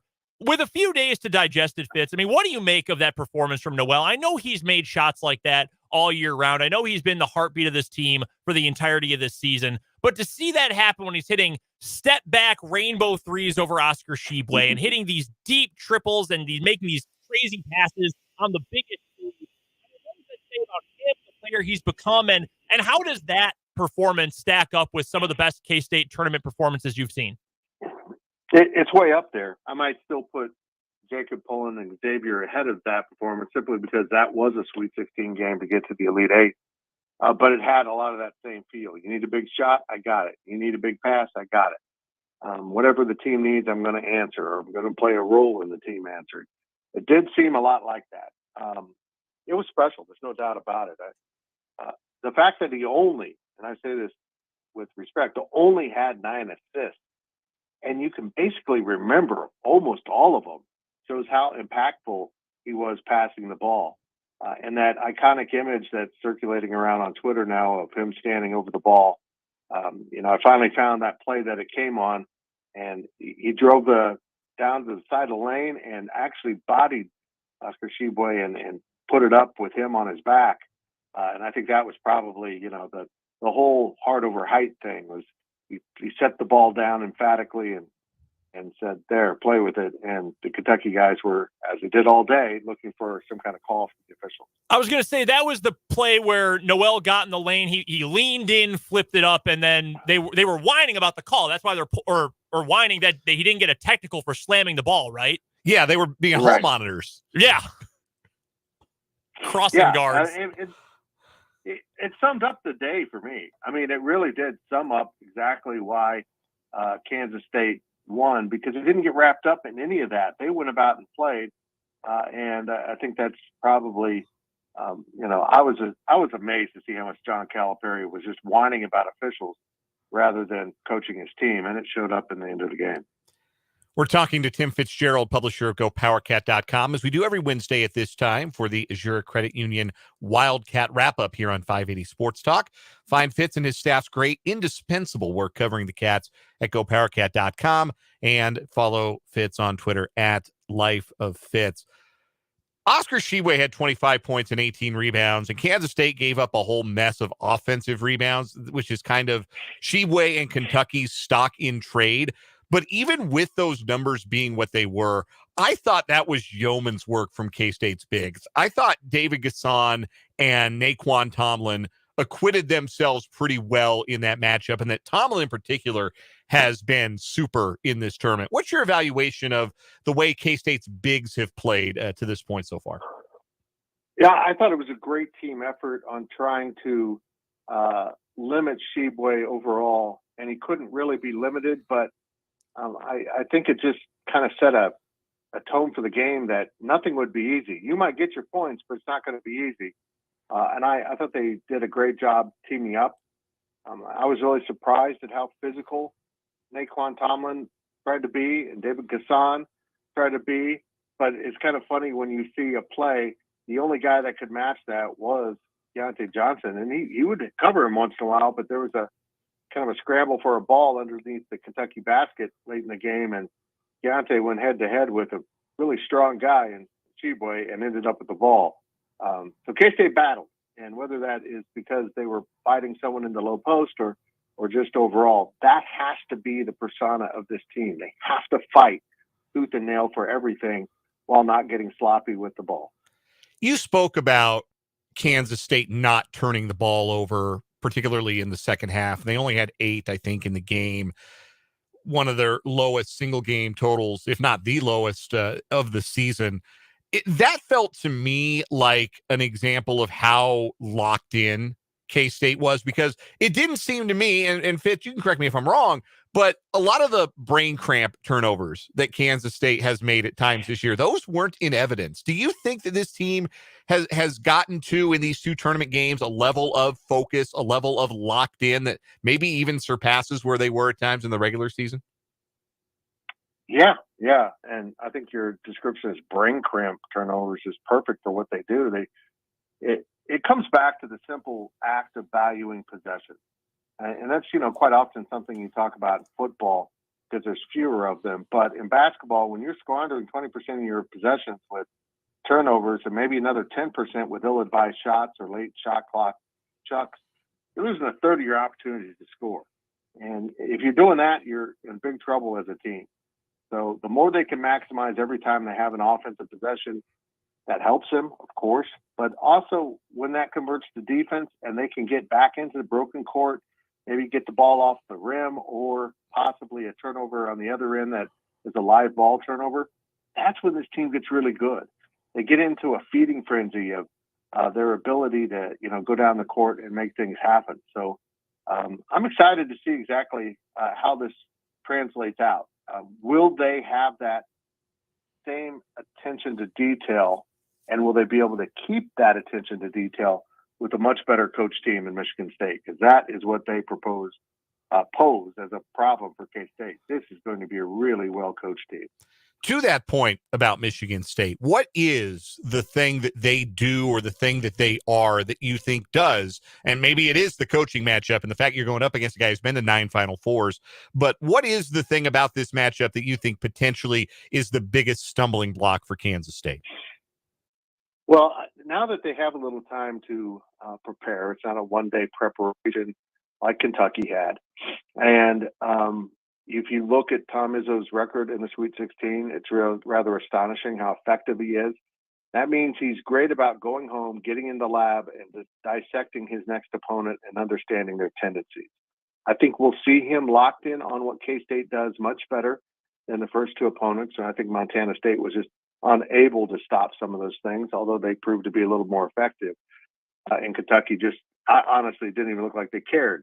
They thought they were just going to fly past Kansas State, which is, pretty much the sign of Calipari's arrogance. I think Izzo will come with a game plan that's going to remind Big 12 fans of a Big 12 game, because as the season went on and more Big 12 coaches began to understand who K-State was and how they get their points and how they cause trouble for you, they're able to take that away. And I think Izzo will try to do that. And it's going to be up to K-State to just overcome that and get back to playing your game. We're chatting with Tim Fitzgerald, the publisher of GoPowerCat.com, part of the 24/7 Sports Network. He joins us every Wednesday at this time for our Azure Credit Union, Wildcat Wrap-Up. You can also go follow Fitz on Twitter at Life of Fitz. Fitz, Dan and I have spent a lot of time talking this season, especially late in the year, about having 3 guys, the big 3. That's such a big concept in the NBA, but in college too. You like to have three guys who you can rely on in any given game to help carry you to a win. It's obviously two main guys for K-State and Marquise Noel and Keontae Johnson. But given what you know about Michigan State, Tom Izzo, the players that they have, the strategies they employ, who do you think has the best chance to be that third big key player for K-State in this matchup? It's been Sills a lot this year. It's been Tomlin a lot this year. Who do you think it's going to be in this matchup? Well, I think when when Sills really gets rolling, attacking the basket, defending and turning that into offensive opportunities, and hitting outside shots, which is, something he's kind of created as the season went on. He was pretty dreadful from outside at the start of the season. He's gotten better with it. When he gets going, I don't think there's anything that matches it. We saw that in a couple games where he got going and the game just turned into a blowout. But with that said, Naquan Tomlin also does things that no one else on his team can do, playing above the rim, causing horrible matchups for their bigs, trying to cover a 6'9" guy with those kind of handles. And, I noticed against Montana State, they cleared out for him. And that was not something we saw in the regular season, at least on purpose. They didn't usually clear out for anyone, and they sure did for Naquan Tomlin in that game. So either one of them has their own way to affect the game. But I'm a huge Desi Sills fan. And I just think when he gets rocking and rolling, which he did a little bit against Kentucky, this team's really tough to beat. How big of a deal do you think the New York City factor is? K-State's got a bunch of dudes from New York, including Naquan Tomlin, including, most importantly, for this team, Marquise Noel. How big of a deal do you think that is? And how big of a deal do you think the guys have led on to your guys who are reporting there, and just from what you've gotten to hear from them over the course of the year? Do you feel like that's going to be a big deal, or is that something that, us talk radio guys are hyping up too much? Honestly, I'm not sure. I'm really not sure. I'm not sure if this will be a great benefit. There's going to be a lot of fans. I saw Marquise Noel's dad hoping for like 3,000 New York high school basketball fans to show up. I don't know if that's true. The ticket prices are a little bit stupid. But it could be a giant benefit. I mean, these guys could have a tremendous motivation to be on that court in that building with all of its history, with growing up wanting to be in there. I mean, it's every childhood basketball player's dream in New York City is to play in the Garden. And so, maybe that will be a great moment, and they'll rise to the occasion and shine for 2 games and carry this team to the Final Four. Or maybe they'll do what young people do sometimes and get overwhelmed by it. We'll see. I think we'll know pretty quickly on that, to be honest. They've got a lot of big eyes for being under the bright lights of the Garden. It could go really poorly for K-State. We'll find out. Last thing I've got for you, Fitz, we've got just about a minute here. Does K-State have maybe the most favorable path to a Final Four of any top seed remaining? I haven't really looked at what other seeds have, but yeah, I mean, this is here for them. But let's not get deluded that somehow they were, ran into difficulties the last 2 times at least they got to the Elite Eight. Mm-hmm. I mean, they lost to Butler and they lost to Loyola Chicago, so they had great opportunities there. You just got to line up, and whether it's a number 1 seed or a number 9 seed, you can lose these games. This kind of platform can level things out, or it can, maybe widen the gap between you. We'll just find out how this team reacts. But I'm just going to say it and be on the record that if K-State plays at closer to its ceiling than its floor, if it goes out and plays a pretty clean basketball game, they are going to win 2 games in New York City. This team is better than anyone else on those nights. But they also have a floor that will take them to a quick and maybe not pretty defeat on Thursday evening. For the best coverage of K-State's run through the NCAA tournament, go head over to GoPowerCat.com. It's part of the 24/7 Sports Network. That's where Tim Fitzgerald is the publisher. You can also find him on Twitter at Life of Fitz, and he joins us for the Azura Credit Union Wildcat wrap-up every single Wednesday at the bottom of the 4 o'clock hour. Fitz, we appreciate the time. Thank you so much, as always, for joining us. We'll talk to you soon. Enjoy however many games we have coming up for K-State this weekend. I sure will, boys. Great to talk to you. That is the best of the best. Tim Fitzgerald from GoPowerCat.com. Awesome insight into this weekend for K-State hoops. We've got more hoops to talk about in our 580 Sports Talk headlines. We'll talk World Baseball Classic and much more coming up next hour, our final hour on 580 Sports Talk.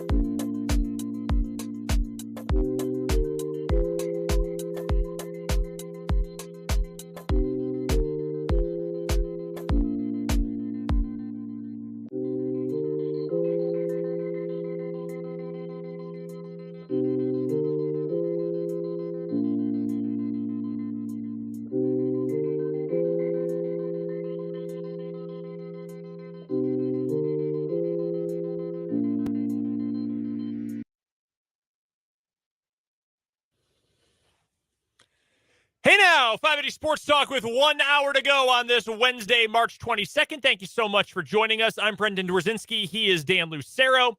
Live on the Sports Voice of Kansas, 580 WIBW, online at 580WIBW.com, and on YouTube, Sports on 580 WIBW. I'm not going to lie. Do you remember that time a couple weeks ago, well, a few weeks ago now, when I tried a new way to intro an hour and it was an absolute disaster? It was a total train wreck. It sounded terrible.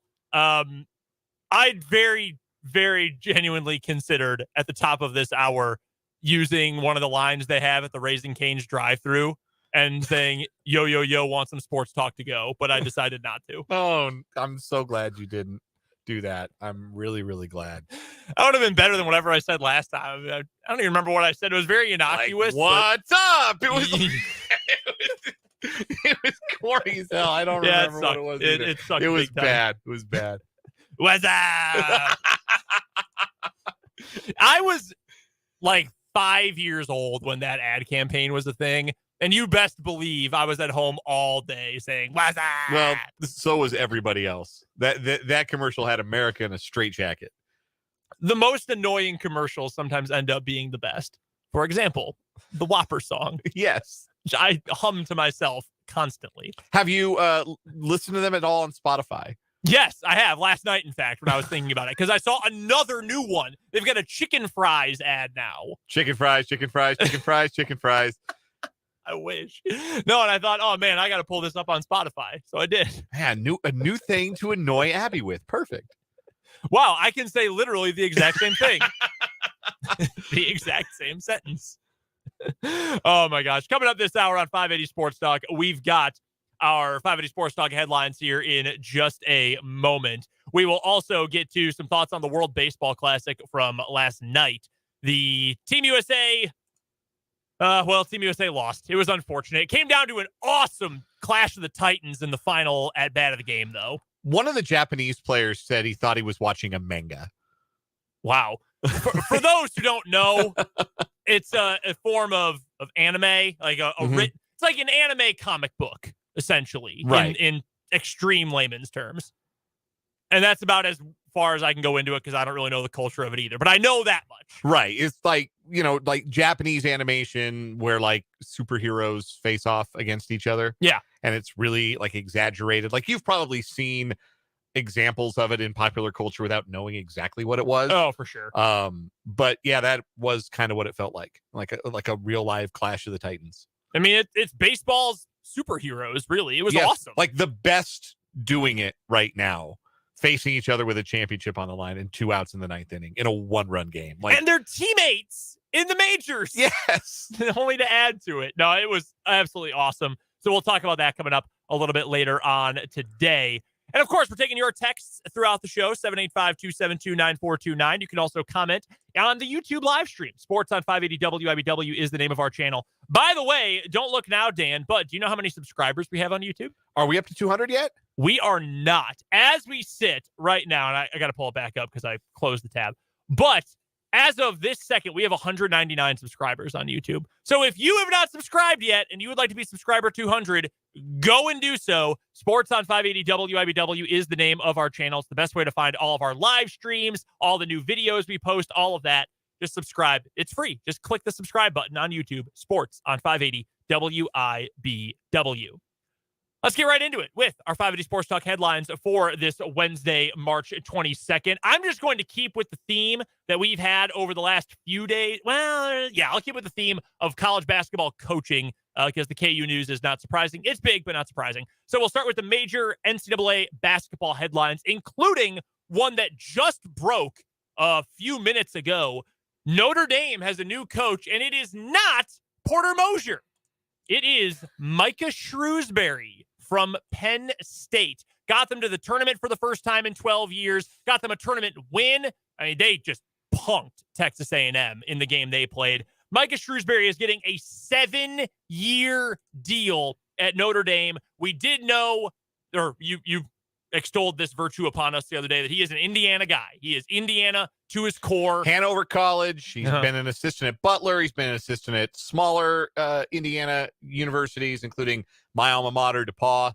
So Yeah, he's Indiana to the marrow, and I imagine it's pretty special to return to his home state. I don't think he would have gone to many jobs, but when you're an Indiana guy and Notre Dame comes calling, it makes sense. And let's be honest about what Penn State is. Like, Penn State is the kind of job where the year that they just had is about the ceiling of Penn State basketball. I saw someone tweet, it's the, and I'm sure everyone, if you've been on Twitter for long enough, you've seen the picture. It's two pictures. One, it's an Uno card that says either do something or draw 25. And then the second picture is a guy holding 25 cards in his hand. Someone posted, Penn State invests anything in basketball or draw 25. And I drew 25.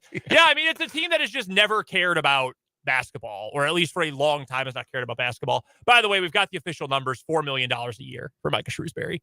That's a lot of money. He's a good coach, though. He's a really darn good coach. Penn State's been an afterthought. He found a lot of good players, or helped find a lot of good players. Won a bunch of games the last couple of years. Good for him. I'm sure it's maybe not a dream job. I would imagine IU probably is. But, hey, it's pretty darn close to get to coach at Notre Dame.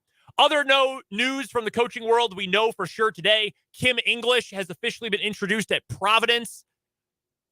I don't know. It could work. I could also see it not working. I mean, 2 years of okay-ish success at George Mason. I don't know. And then Paul Mills is now official. He is the new head coach at Wichita State. When you said this yesterday, I don't understand the negative reaction to that. That seems like a great hire. There has been a good amount. I won't say it's more or less than the positive reaction, but there has been more negative reaction to Paul Mills to Wichita State than I expected. And I don't get it, man. On the one hand, I understand that if you're Wichita State, you don't want to feel like you're settling. You want to feel like you're aiming high, because settling and not aiming high is what ended up getting you Isaac Brown. Mm-hmm. I understand that desire to aim high if you are Wichita State. But what about Paul Mills's resume suggests that this is not aiming high? 14 years as one of Scott Drew's top assistants. Hey, is there any other Scott Drew assistant doing a really good coaching job right now in the state of Kansas? Just throwing that out there. Then 6 years at Oral Roberts. That is a private school, a private Christian school in Oklahoma. Not exactly a talent hotbed, not exactly an easy place to win at. Bill Self was there for 4 years. Literally, the Bill Self, and took them to the tournament exactly 0 times. Paul Mills took over after an 8-win season. In 3 years, they were winning. In 4 years, they were in the NCAA tournament and in the Sweet 16. And in 6 years, they were the dominant team, reeling off an unbeaten season in their league and getting back to the NCAA tournament. Like, that's a pretty damn good resume to me. I'm not sure Wichita State was going to do a whole hell of a lot better than Paul Mills. So I think it's an outstanding hire for Wichita State. I think so too. I don't get it, man. I really don't understand. I think it's not like, Isaac Brown, great guy who the players loved, good recruiter, all of that. Right guy for the right moment and the wrong guy for the moments that followed. And I think that's the kind of thing that Texas is going to face whenever they get eliminated, or maybe they win it all with Rodney Terry. I mean, if they win it all, he's going to get the job, obviously. But is he the right guy long term, or is he just the guy who was a good fit because he was around when Chris Beard got fired? Right. The steady hand for a veteran team that was good enough to win at this level. Yeah, it's tough situation, but that's not what this is for Wichita State. I'm shocked by the pushback. By the way, one other very important piece of coaching news and reporting that is significant locally, on the national scale, and also for the MIAA, from Jonah Bronstein of the Associated Press and News for Buffalo. Buffalo basketball, the most recent coach they have had touring their campus, they have a head coach opening. How about Ben McCollum of Northwest Missouri State? Look, hire him. It is past time for Ben McCollum to get a shot in Division I men's basketball. Yeah, he should have gotten the job years ago, a job at the Division I level years ago anyway. And I know, for what it's worth, the rumor mill has been, and I'm not intimately involved, but I have heard, and I know Jake has heard similar things. He has gotten offers from true low majors. There was a rumor about Indiana State a couple years ago. There was a rumor about SEMO a couple years ago. He was waiting for the right offer. I don't know that Buffalo is that place. I mean, the MAC is better than what is now the kind of declining Ohio Valley. But like Tobin Anderson should be proof.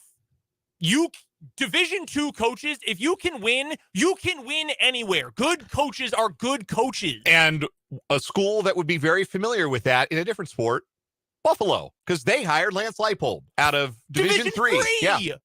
Like, I'm not just saying it because it would benefit, Washburn and everyone else in the MIAA if Ben McCollum moved on. But it is beyond time for him to get a shot at a real program, a good program at the Division I level. We'll see if it works out that way. If you can coach, if you're a good coach in the MIAA and even beyond Ben McCollum, you can coach at the Division I level. I am certain of that. Also, Oral Roberts has their new head coach, Russell Springman, being promoted from an assistant's role in the program. Previously, a longtime assistant at Texas, 14 years under Rick Barnes at Texas. Okay. All right. And some time at University of San Diego, then Oral Roberts, and now he will be the head coach. By the way, real quick, I saw this tweet. This is from Ryan Cassidy, who covers the Big East Conference as a whole for Road to the Garden. Do you know who the longest tenured Big East coach is? This is in with Kim English joining the conference now. Longest tenured Big East, McDermott. It's Greg McDermott. He's been there 13 years. Do you know who the second longest tenured coach in the Big East is? Oh, man. That is a great question because Baylor's got a really, not Baylor, Butler, Thad Matta, right? Thad Matta. Yeah, Matta brand new there. And obviously St. John's new head coach, Shaheen Holloway's new at Seton Hall. Is it Hurley? Danny Hurley. Yeah. Has been at UConn now 5 years. The second longest tenured coach. That in is the conference. second longest tenure. The third longest has completed 2 seasons. It's Shaka Smart and Tony Stubblefield, the latter at DePaul. Wow. Those are the third longest tenure coaches in the Big East. Boy, you could have told me, Dan, you can't go home until you name the DePaul men's basketball coach, and you're not allowed to use Google. And I would have asked, may I use Bing? And if the answer was no to that, then I was going to be stuck here until I died.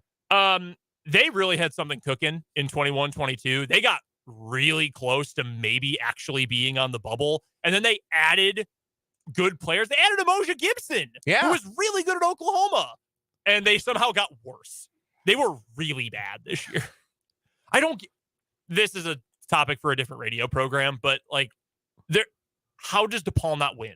They're in a major conference in the third biggest city in the country, a basketball hotbed. How do you not win ever? Yeah, it's a sleeping giant of a gig. There's no question about it. Doesn't make sense. All right, let's move on. All right, let's stay with college basketball. A couple of anticipated transfer portal announcements from the University of Kansas earlier today. Both Bobby Pettiford and Zach Clements confirming that they are in the transfer portal.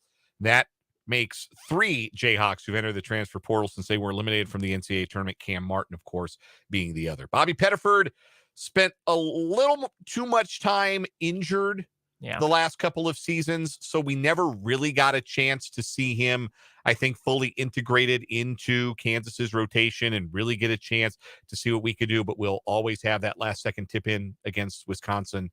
Yes, the Battle of Atlantis this year. Yes, he will. And for Zach Clements, we'll always have the times he completely neutralized Tanner Groves in matchups against Oklahoma the last 2 seasons. No more Tanner Groves.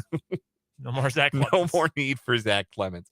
But Pettiford and Clements joining Cam Martin, now moving on from the University of Kansas. You and I were talking on the drive back from Des Moines after Kansas's season ended, and you said you pretty strongly expected that these 2 names would hit the portal. It's disappointing in the sense that I think they're talented players, but it's not surprising in the sense that their playing time opportunities just weren't coming to bear at Kansas. Right. And these were the 2 that I was the most intrigued by. All right. This next thing I'm going to say, this is not a full report, but this is also, I've covered this team for long enough. I know people who cover the team who are around it. This is a little bit more than message board fodder, but not a full honest report. I would imagine we are also going to see at least 2 more transfers from KU. I would not be surprised if we saw 3 more. We know Cam Martin's gone. It was never a fit. I feel bad for him. I hope he lands somewhere and gets to play and has a good 14th year of college basketball. I was intrigued by Pettiford because I do think there's something there, and man, Self hyped him up a ton when he came in. He said he might be the next great Kansas point guard. Have you seen who some of the point guards are at Kansas in recent years? They've been truly incredible. And he felt like the kind of player that Bill Self loves. The guy dog. Who plays with his hair on fire, defends hard, attacks the rim. Like it felt like he felt like a Bill Self point guard. He really, really did. But two things worked against him more than anything. You were spot on with the first one. The injuries have been killer. And same with MJ Rice this year. I mean, he never got a chance to develop because he was never healthy. He was never able to play. And it sucks for Bobby because every time it felt like you saw a little bit of something, he got hurt again. Here's the other thing, though. He is playing behind one of Bill Self's all-time favorite players. Like probably one of the 3 favorite players Bill Self has ever coached at Kansas in DeJuan Harris, who's got 2 more years of eligibility. You know who else has 2 years of eligibility left? Bobby Pettiford. You want to go play. I get it. Yeah. Probably wants, I would not be surprised if he wanted to go closer to home. Providence was hard in on him the first time he was being recruited. He was, I believe, they were his number 2 choice behind KU. Their head coach is now at Georgetown. Georgetown needs so much help. I would not be surprised if that's where Bobby Pettiford ended up. Clemens, you can see the vision. Like you can see why he is an intriguing piece. Stretch 5. Stretch 5? Hell yeah. Ooh. Defensively, you need the right matchup, but can get to the perimeter and cover. That seems like a great piece. I wish him nothing but the best. Seems like a good kid. I was terrified every time he touched the ball. Like, oh my God, that he's either going to chuck it instantly when he catches it or something bad is going to happen. Look to the K-State game for an example of that. Caught the ball, immediately had it stolen. K-State runs the floor. That was one of the best plays of Marquise Noel's season, I thought. The best of luck, but he probably shouldn't be playing at this level, or at least in the Big 12. I think it's too physical for his kind of game. And then the other 2 I was alluding to, Kyle Cuff's going to transfer. I'd be shocked if he sticks. I don't know why he would. Another guy who's just been injured. I didn't really think he was ever going to play in the first place.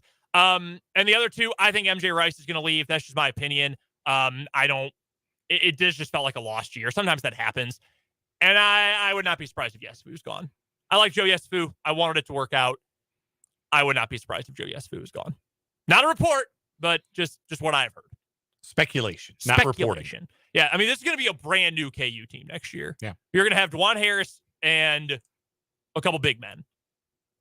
Zuby, Ernest Uday, and who's the other one who I'm blanking on? Why can I not pull the other name of the guy who's returning? I will pull KJ Adams. KJ, duh. Yeah, okay. That was an obvious one. Yeah, KJ will be back. So it'll be 3 bigs and DeJuan Harris as your core for next year. Yeah. Get ready for the portal. Big time. There was some other player movement news we had today, if we want to get to that while we're talking college basketball. Armando Bacot is coming back to North Carolina. Yep. Posted a picture of Perry Ellis. So funny. In a response to somebody talking about him coming back for yet another year at North Carolina. So Armando Bacot in on the joke. Perry Ellis replied to him, by the way. I saw that. And said, hey, I only played 4 years. Yeah, looks like you got 1 more year than me. He called him young fella. Oh my God. Yeah. So the North Carolina standout and star of Netflix series Outer Banks returning to the Tar Heels for another season. We also know that North Carolina will not have Puff Johnson returning. He was the only bench player they used in their run to the national championship game last year. His brother Cam has become a pretty nice NBA player. Yes, he has. And obviously a great lineage at North Carolina. He was hurt all year, and it's just kind of time to move on. There was one other piece of news. We also know Seth Lundy from Penn State, probably their second best player behind Jalen Pickett. He is going to actually, I said earlier he was going to the portal. He's declaring for the NBA draft. Oh, okay. So he is just going to leave college. Yeah, there was outright. one other guy. Louisville's L. Ellis also declared for the NBA draft. Yes, L. Ellis is declaring for the draft as well. Also known as Louisville's only good player. Here's the one I forgot. Kerr Kriisa. Yes, Kerr Kriisa from Arizona. The headband-wearing point guard who was named after Steve Kerr. The maybe the best Estonian college basketball player we've ever seen. How can you be a 37% three-point shooter and lead a major conference in assists and still have everyone think you're not a good player? How is that possible? It's the headband. Like, honestly. I saw someone tweet earlier today, I know a handful of Arizona fans. I do not know any Kerr Kriisa fans. Poor kid. I imagine he'll end up at Xavier, if I had to guess. Sean Miller. Yeah, could be a good fit there. We got another NFL headline here as we continue our 580 Sports Talk headlines. Another Super Bowl champion Kansas City Chief will not be returning to the Chiefs in 2023. We all kind of knew that Mecole Hardman's time with the Chiefs had passed, and today it was made official. Hardman to New York, the Jets, and a 1-year, $6.5 million contract is what is being reported. Mecole Hardman heading to the Northeast. Adam Schefter tried to do a little bit of play on words and say, hey, Mecole Hardman, a player going to the Jets to run jet sweeps and more. And like, I understand why Schefter did the little play on words there. I also understand why Mecole Hardman seemed a little peeved about the suggestion that he's just a jet sweep guy. He's got a chance to go prove it in New York and get a lot of dirty looks from their probably new quarterback. Aaron Rodgers is going to hate him. Remember when Mahomes multiple times, especially in Hardman's rookie year, but multiple times after that, had to continually tell Mecole Hardman, keep running, like don't quit on your route. Aaron Rodgers is going to hate him. He also got a lot of come back to the ball from Mahomes. Like, Mahomes doesn't get frustrated at his guys. Like, I think it really doesn't. It's one of his like great traits as a leader and quarterback that like he doesn't get visibly rattled, but on the occasions that he would get like visibly frustrated with the receiver, it was always Mecole Hardman. Really was. And now he's gonna go play with Aaron Rodgers, who just, I think before he breaks the huddle, he tells all of the pass catchers in the huddle, remember, you guys are incredible disappointments, not only to me, but to your family name. Unless you are Randall Cobb. Yes. In which case I will love you forever. I mean, he is the godfather of Cobb's kids, for what it's worth. That'll do it for our 580 Sports Talk headlines. Oh, by the way, we should add on to this Jets note before we get to a commercial break. The Jets also traded Elijah Moore. Yes. Traded Elijah Moore today to the Cleveland Browns. It's Moore and a third going to Cleveland in exchange for a second-round pick, 42nd overall pick in the upcoming draft. Elijah Moore, talented kid out of Ole Miss, has never really put it all together production-wise as a Jet. There have been all kinds of trade rumors surrounding him, certainly last season, I think even the season before, and it is no surprise he has found a new home, particularly because the Jets have added a lot of wide receivers this offseason. Of course, Hardman, Allen Lazard. They still got to make room for Randall Cobb, Yes, presumably, and maybe even Donald Driver, too, if that's how Aaron Rodgers wants to get down. Dude, I love Donald. Donald Driver is one of my all-time favorites. I love that dude. Also, by the way, they have the reigning offensive rookie of the year in Garrett Wilson. So the room just got a little bit too crowded there, I think. That now will do it for our 580 Sports Talk headlines today. Let's take a quick timeout. When we come back, we'll talk a little World Baseball Classic and a thrilling championship game last night right here on 580 Sports Talk.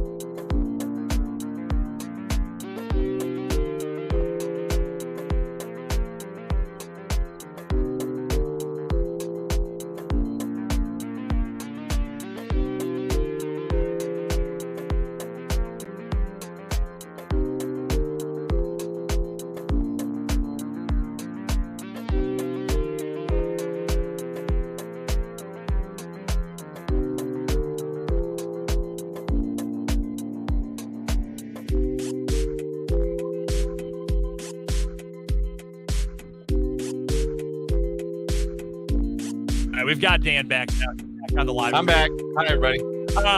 Couple pieces of housekeeping I want to get to along with fixing the stream. There we go. Now we're on the right side. Our guy Matt on YouTube, he reminds us that another Chief also found a new home today. Yes, Ronald Jones going to be a Dallas Cowboy. Apparently, even though Ezekiel Elliott is no longer on the roster, Jerry Jones demanded that one washed running back be on the team. That's not very nice of me to say, but like if Ronald Jones isn't very nice. If Ronald Jones had any juice, he would have found the field for the Chiefs at some point. When they had the anti-juice running back, Clyde Edwards-Helaire out there for the first half of the season, yes. You would have thought Ronald Jones would get out there. Hey, shout out to him for scoring a touchdown last season. He will always be an answer on the Sporkle quiz or touchdown scorers for the 2022 World Champion Kansas City Chiefs. Also, I want to give a shout out to you on the other side of the radio, on the other side of the YouTube stream, wherever you might be watching or listening today. I said at the top of the hour, we were 1 subscriber shy of 200. We're now at 202. Let's go. So thank you guys for continuing to subscribe and check out all of our video content, watching the live streams, all that. I know I have been hawking this like crazy. But we have really been putting a lot of effort into the web streams and all the video content, YouTube stuff, YouTube short game now for those of you with limited attention spans like myself. Really do appreciate you checking all of it out, giving us views, commenting, interacting with it. Makes us feel good that you guys are enjoying what we're putting out there, and also feels good to know that people are following and watching along and being a part of it. So thank you so much. And again, if you have not subscribed yet, there's no maximum. I mean, we'll take, there's 7.5 billion people in the world. Like if everyone wants to subscribe, that's fine with me. So head over to YouTube. Sports on 580 WIBW is the channel. Make sure you hit subscribe, and then you can check out all of the great content. Well, we hope it's great content we are pumping out on a daily basis. All right. Want to get to the World Baseball Classic. Also to lead into this, there's a tweet going around today where some British guy doesn't even have his name on his Twitter. He tweeted, "When I found out that a lot of Americans don't have passports, I was so shocked. I don't know anybody here that doesn't have a passport." My friend, do you know how big the United States is? I tweeted out a story that I know I've shared on the air before about these guys I lived with when I was in England studying abroad. And one who said, "Oh yeah, I'm planning a trip to go to California." And I said, "Oh, very cool. Where?" And he goes, "Oh, the Los Angeles, San Francisco area." Brother, yo, that's like all of California. That the whole state. The Los Angeles, San Francisco area. Yeah. You can traverse the entirety of England in less time than it takes to get from Los Angeles to San Francisco by car. Yeah. Like do you understand how large our country is? Plus, we got everything. We got everything they got over there. Mexican food, we got it here. You don't got to leave the United States for it. You want some cool churches? They got great, cool historic churches in Italy and Spain. Yeah, we got those. Like, you notice every small town in Kansas has like a beautifully ornate church. There's one, oh my gosh, where is it? It's by Hayes. Driving down 70. It's got a name. Ellis? Even. Oh my gosh, what is the name? It's like the Mother of the Plains Church or something. Yeah, okay, I know which one you're talking about now. Just east of Hayes. It's right on I-70. Maybe. I got to look up what the name of it is. Maybe that's Gorham. If you know the area, let us know either on the text line or let us know in the YouTube feed. Victoria from the 316 on the text line. Yeah, Victoria. Yeah, so if you've been out, Cathedral of the Plains. Cathedral of the Plains. I knew it was something like that. Yeah, it's right off the interstate. But yeah, you want to see beautiful churches, just get on I-70. You want to go see the Eiffel Tower or Big Ben? Go to Vegas. Or Texas. There's Paris, Texas. They've got stuff. Yeah. I don't think there's anything else in Paris, Texas. Brazil, Indiana. There you go. Cairo, Illinois. Peru, Indiana. Yeah. There's also Marseille in Illinois instead of Marseille. That's the whole thing. We got a Holland in Michigan. Yeah. Memphis.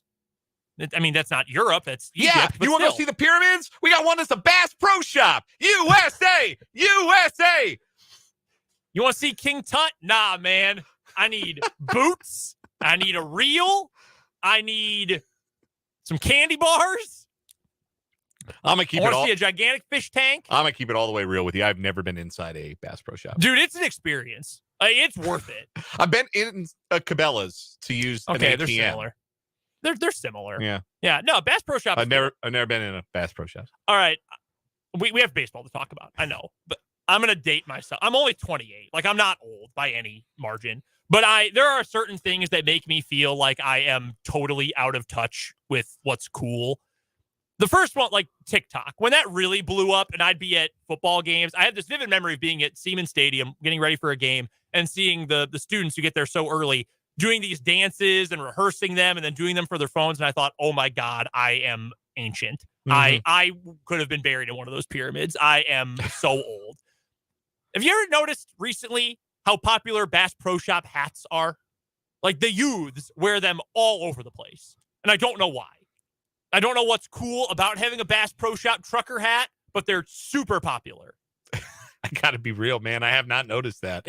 That's not, I guess that hasn't reached my corner of the world yet. I even saw someone in Des Moines wearing one. We were leaving to drive home on Saturday night, and I saw a kid walking past wearing one. Oh, I think I remember that now. Yeah, I think he was wearing Iowa State stuff.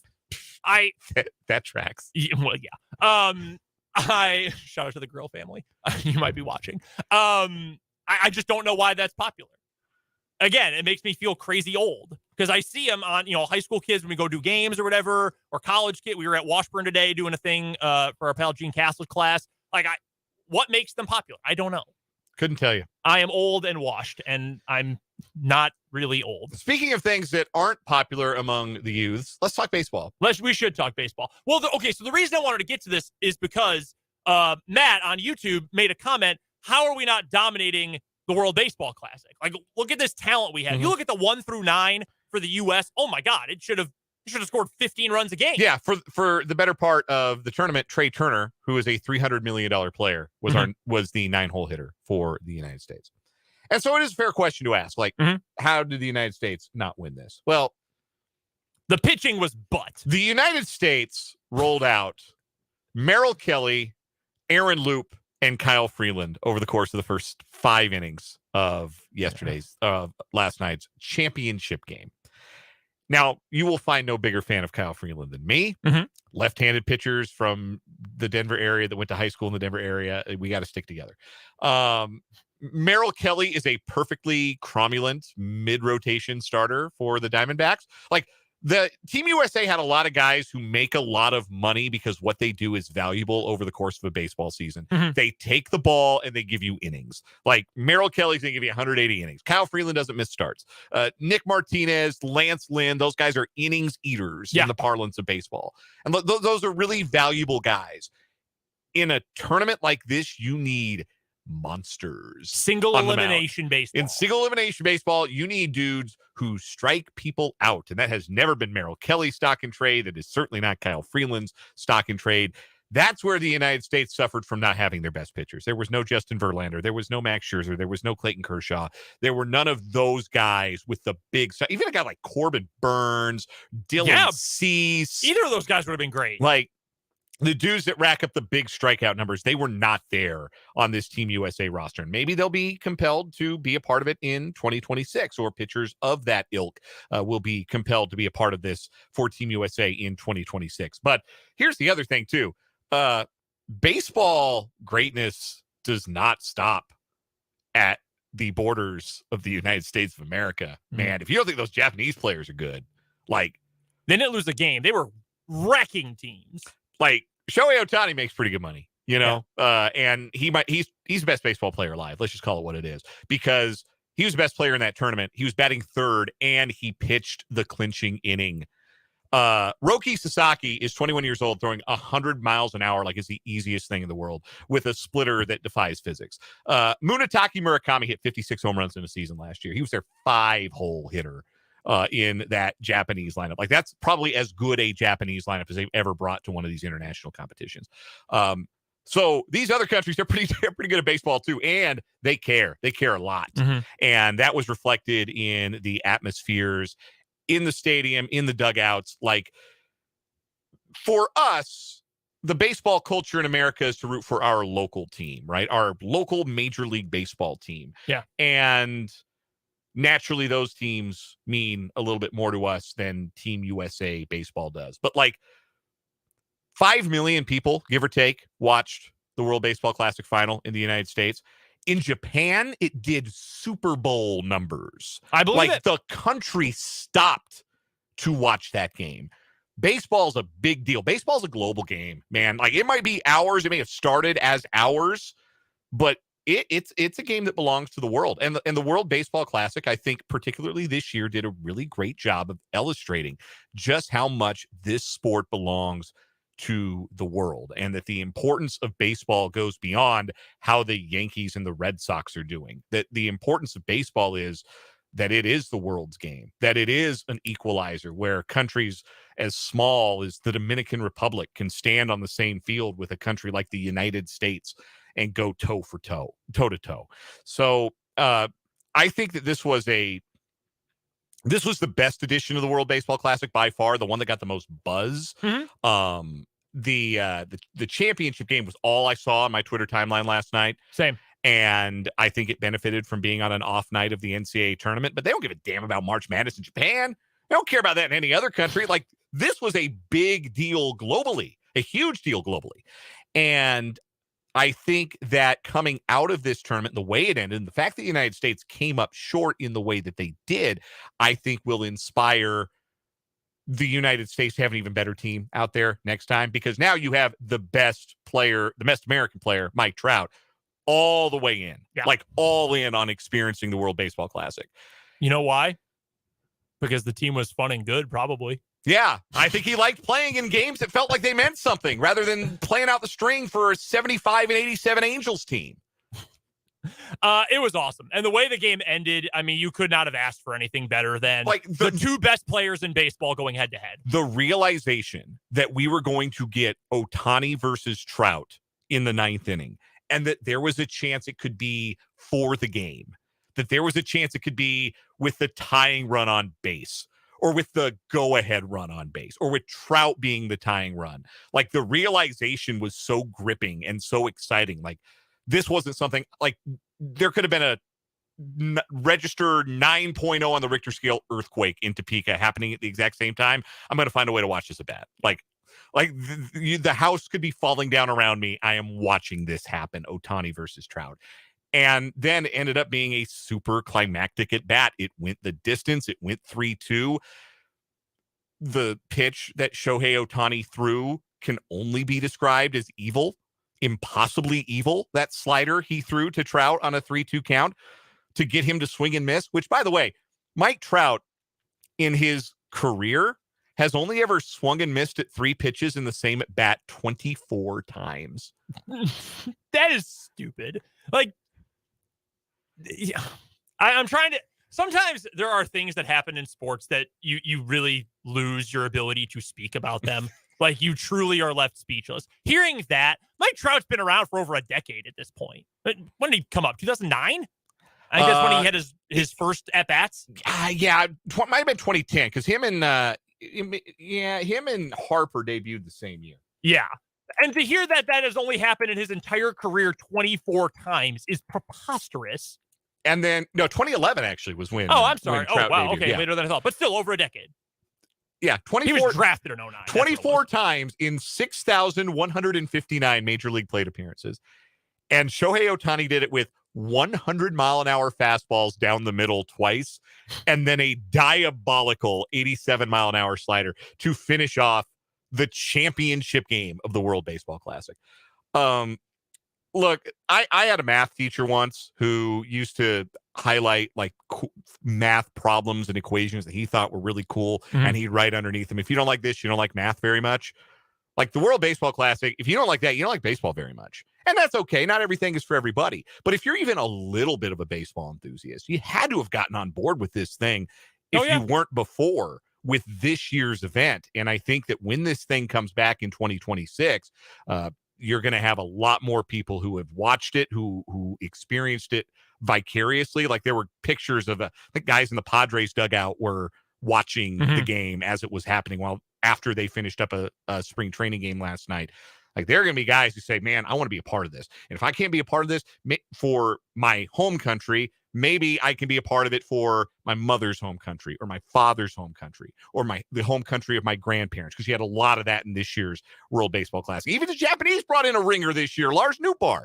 And while I mean, the U.S. did have plenty of star power. I mean, Mookie Betts is a superstar too. I mean, Yes, they had, and Clayton Kershaw wanted to be a part of it, but I figure the Dodgers said, hey, don't do it. Their first 3 hitters have all won MVPs. Their cleanup hitter might be the greatest third baseman to ever play the game. Their 5-hole hitter, Kyle Schwarber, has now homered in every playoff series that you can homer in, including the wild card rounds, plus the World Series, plus the World Baseball Classic Championship game. Like, they had star power, but I hope that desire that Trout has does rub off on more people. That they say, no, I want to be a part of this because I want to be a part of that unity, that team, that camaraderie, the energy behind it, and I want to represent the U.S., whether it's for, truly patriotic reasons or whatever. Like, I want to be a part of that. And I hope that rubs off because it was a really cool event. And I think the people who put it on, which includes MLB, did a great job of it. And I think it got a lot more people interested in, dang, this is what baseball can be. And it maybe added some star power, some residual star power. We have a text from the 785 on the text line that says Trey Turner's now a household name. Yeah. In a way that maybe he wasn't. Like, if you're a dyed-in-the-wool seam head like me, it's how great a player Trey Turner is. Now everybody knows. By the way, real quick, because we do have to get to a commercial break, our friends at the Kansas pregame just informed me when we're talking about things that they have in Europe, but we also have here, outside the WinStar Casino down in southern Oklahoma, right on the Texas border, they've got a Taj Mahal and a Big Ben. Oh, that's true. We literally have why go to Europe? We have everything right here. There's no need to go travel overseas. There's also a Cuba in Kansas. That's thanks right. to the text line. Absolutely true. We do have to get to a break. We're right back after this on 580 Sports Talk.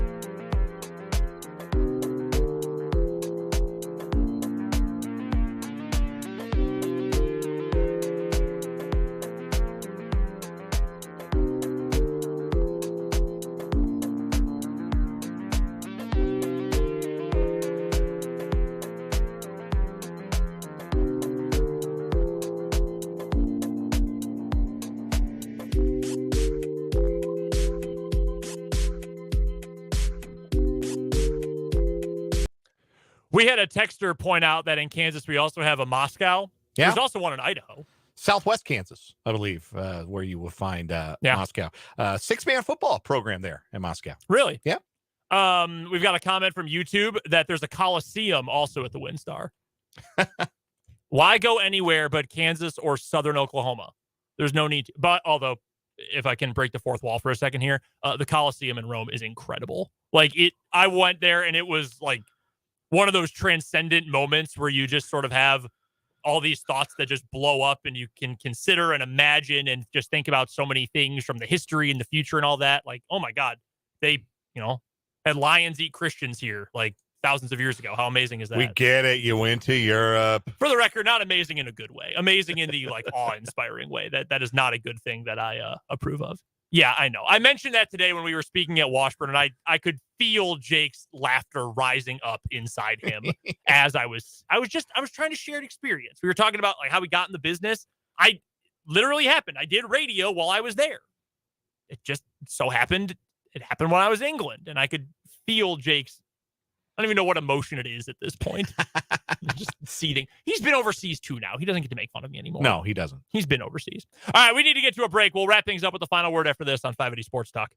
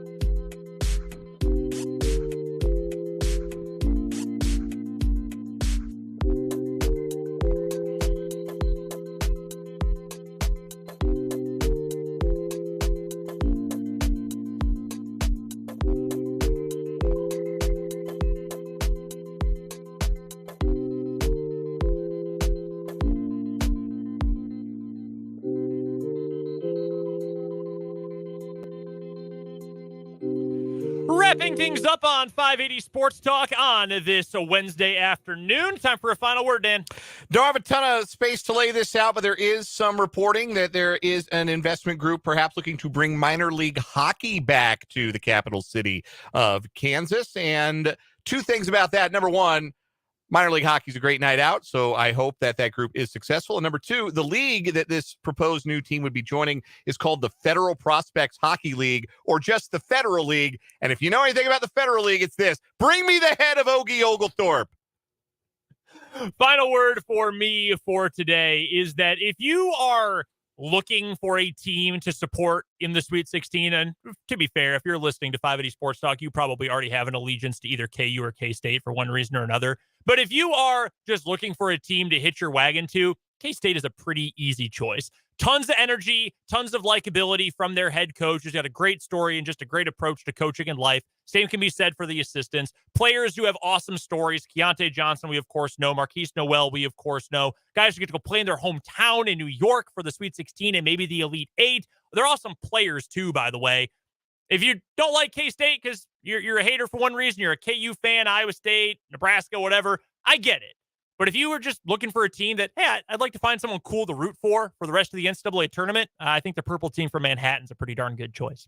That does it for 580 Sports Talk today. We have a short show coming up tomorrow from 3 to 4:30. We're going to be off because K-State is playing in the Sweet 16. But we'll talk to Rick Peterson. We'll preview the game, get you our picks, other Sweet 16 thoughts as well. That's tomorrow at 3 until 4:30. Until then, for Dan, I'm Brendan. You've been listening to 580 Sports Talk.